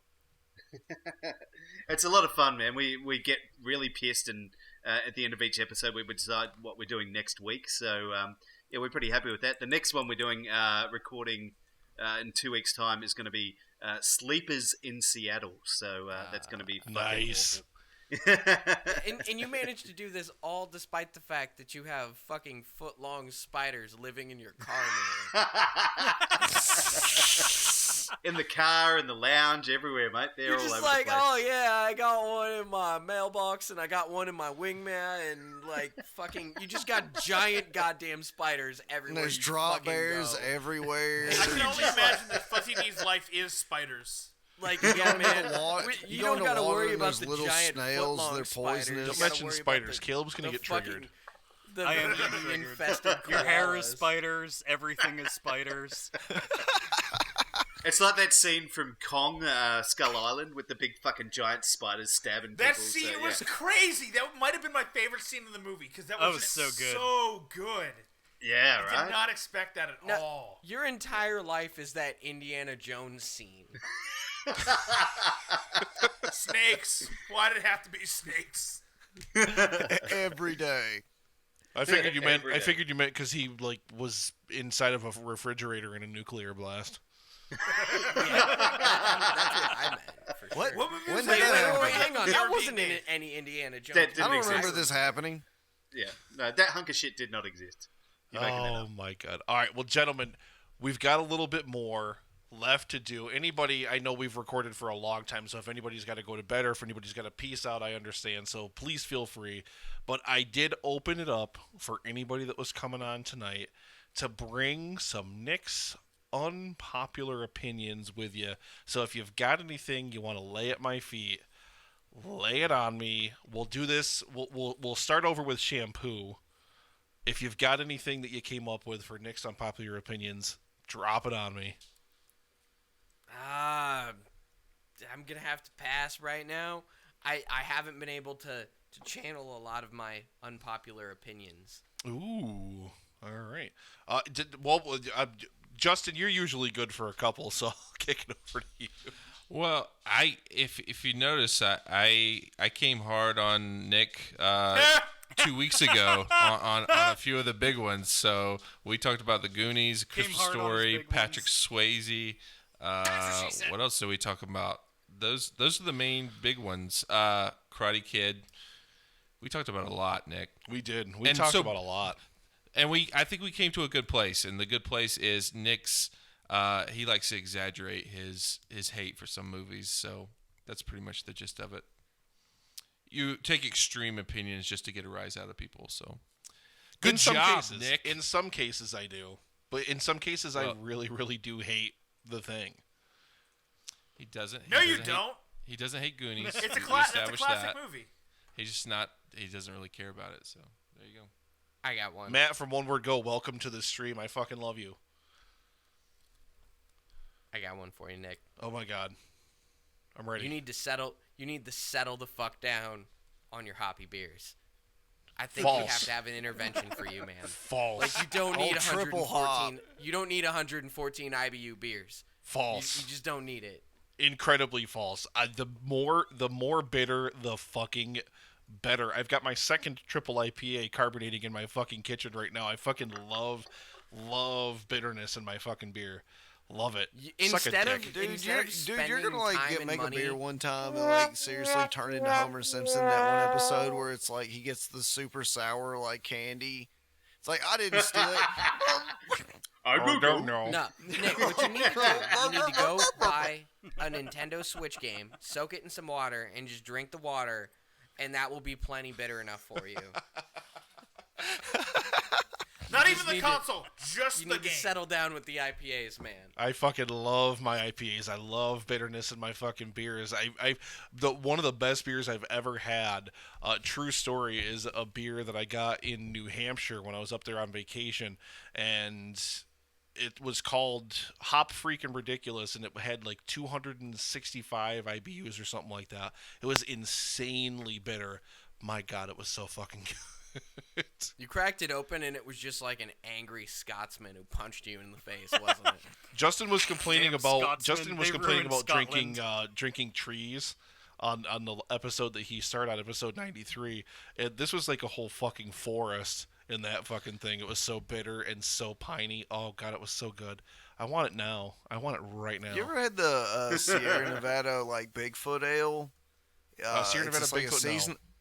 Yeah, it's a seasonal ale. They only release it once a year, and it's like fucking amazing. I've had it 2 years in a row, and like One time it was like super fruity, kind of ish, and the second time it was like extra piney. So it's very different each time you drink it, and it's really amazing. It's always roughly about 10%, 9 to 10% alcohol. So you're good for about 5 of them, then, John? As He a matter doesn't of fact, remember this is how many of them possibly, he had. yeah, I don't know. Most of the time, I only drink like 2-3 beers, and then I like call it a night. But man, this was the Megasode. Come on now. I have 3 kids, man. Normally I can't drink shit. Fuck you, Fuzzy D. Come on. Oh, fuck yeah. Yep. Fuzzy, I'm putting that up over in the live stream as well. It's fucking amazing, Fuzzy. And coincidentally, We love you. that is the exact episode that I pulled this sound clip from, among others. Somebody had to take the babysitter home. Then I noticed she was sitting on her sweet can. Like grab her sweet can. Oh, just thinking about her can. I just wish I had her sweet can. So you Done. admit you I'm gripped done. her cat. Oh, you broke me. It's over. Mr. Simpson, your silence will only incriminate you further. Oh my god. Great. But yeah, no, I will not quit with the hoppy beers. I will seek out hoppier and hoppier and hoppier beers, even though not always a success. I had one up near Canandaigua last year that was like, it was like 285 IBUs, but it was undrinkable. Almost, it was terrible. Like, because you have to balance it. You have to have a good balance of flavor. I can't imagine why that was terrible. It sounds so delightful. God damn it, Shampoo. It makes no sense. Oh my Lord. Like, All it's right. so bitter it tastes like I have the shame no of idea your why I'm forefathers. thinking that, but for the love of God. It's so bitter it tasted like day-old fudge from Chrissy. Yeah. Yeah,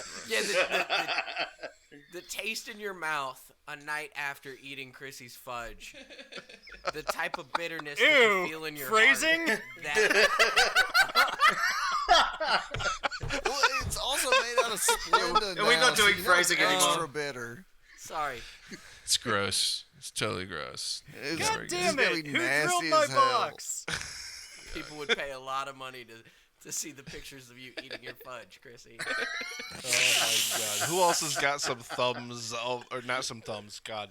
Thumbs of the week. Yeah, thumbs of the week. Here we go. Yay! We're starting again. Oh, holy It's shit. the plot of Prestige the is Dark now on Tower. Netflix. God damn it. Who else got has one, got Nick. some unpopular opinions they want to throw at me? Pick me. I- Pick me. Okay, go Caleb. Pacific Rim is a fucking great movie, and you're a stupid poopy man. I don't think that's an unpopular opinion. I hold the have same something one. along those lines. God damn it. I actually have something along those lines. Hey, can we get some? I can we will get some agree blue with skeleton punching a anybody baby that from the says live stream?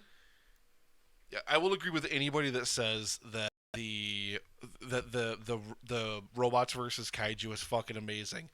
That part of it is fucking great. It's just that you have to watch Charlie Hunnam, quote, act, unquote, through the rest of the fucking movie, and it's mind-numbingly bad. See, he's so fucking no. terrible. You're wrong. See, I You didn't don't realize that have there were to. any actors in this other than Idris Elba. Yeah, I was gonna say Because the the same movie thing. And no, about Ron fucking Perlman, robots come fighting on. Ron monsters. Perlman There's was that little amazing in this movie. Japanese girl and Idris Elba, and that's it, right? It's There like was an no one ensemble else in this movie.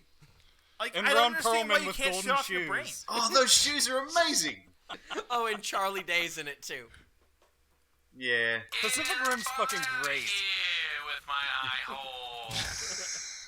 I'm the only one who's allowed to have any eye holes. You've got 6 eye holes. Look at my eye holes! I do understand. See? Look at my eye holes. Oh, I'm looking through your eye holes. Oh my god. Alright, yeah, no, I will never agree that that's a great movie. I agree that the kaiju versus robot stuff is great, and that's it. I will wrestle you to the ground. I will cuddle gonna with you give when we're on the ground. I'm gonna give you a swirly. Next He river will trip, totally Caleb. challenge you to one of those like British man gravy wrestling challenges. Me and you were gonna pad up. It's in like 1,500 liters of like. That sounds fucking hot. We're gonna go at it American Gladiator style with the fucking toothpick batons. I'm down. Yes. I want to wrestle in gravy. I'm down with that. In gravy. I'm gonna get 50 Shades of Gay on you. Too far.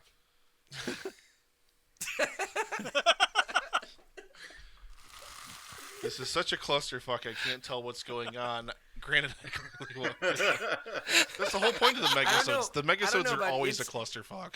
It's 3 o'clock in the morning here. So yeah, it's almost. I was like, it is 3 o'clock in the morning here, and it's like, I have to what go is to it a like? fucking Like paint and sip 2:30 at in the noon. afternoon in Australia, there, Dan. It is 6 o'clock. I'm about to go to the football in about half an hour and get more drunk. The football. You're about to go to the what? The football. You're Australia going to League. go to the football. He's about to go to the damn pub. You know, How are drink the a bunch Cats of doing? beers. Hey, how are the Cats doing? The Cats, they're doing all right. Yeah. They're good. That's your team, isn't it? Yeah, that's my team. Yeah, they're playing tomorrow afternoon about this time. So they're gonna kick the shit out of whoever the fuck they're playing. Go team, go sports, go Cats.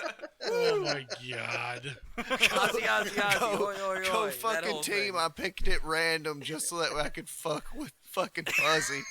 They bounce the fucking football.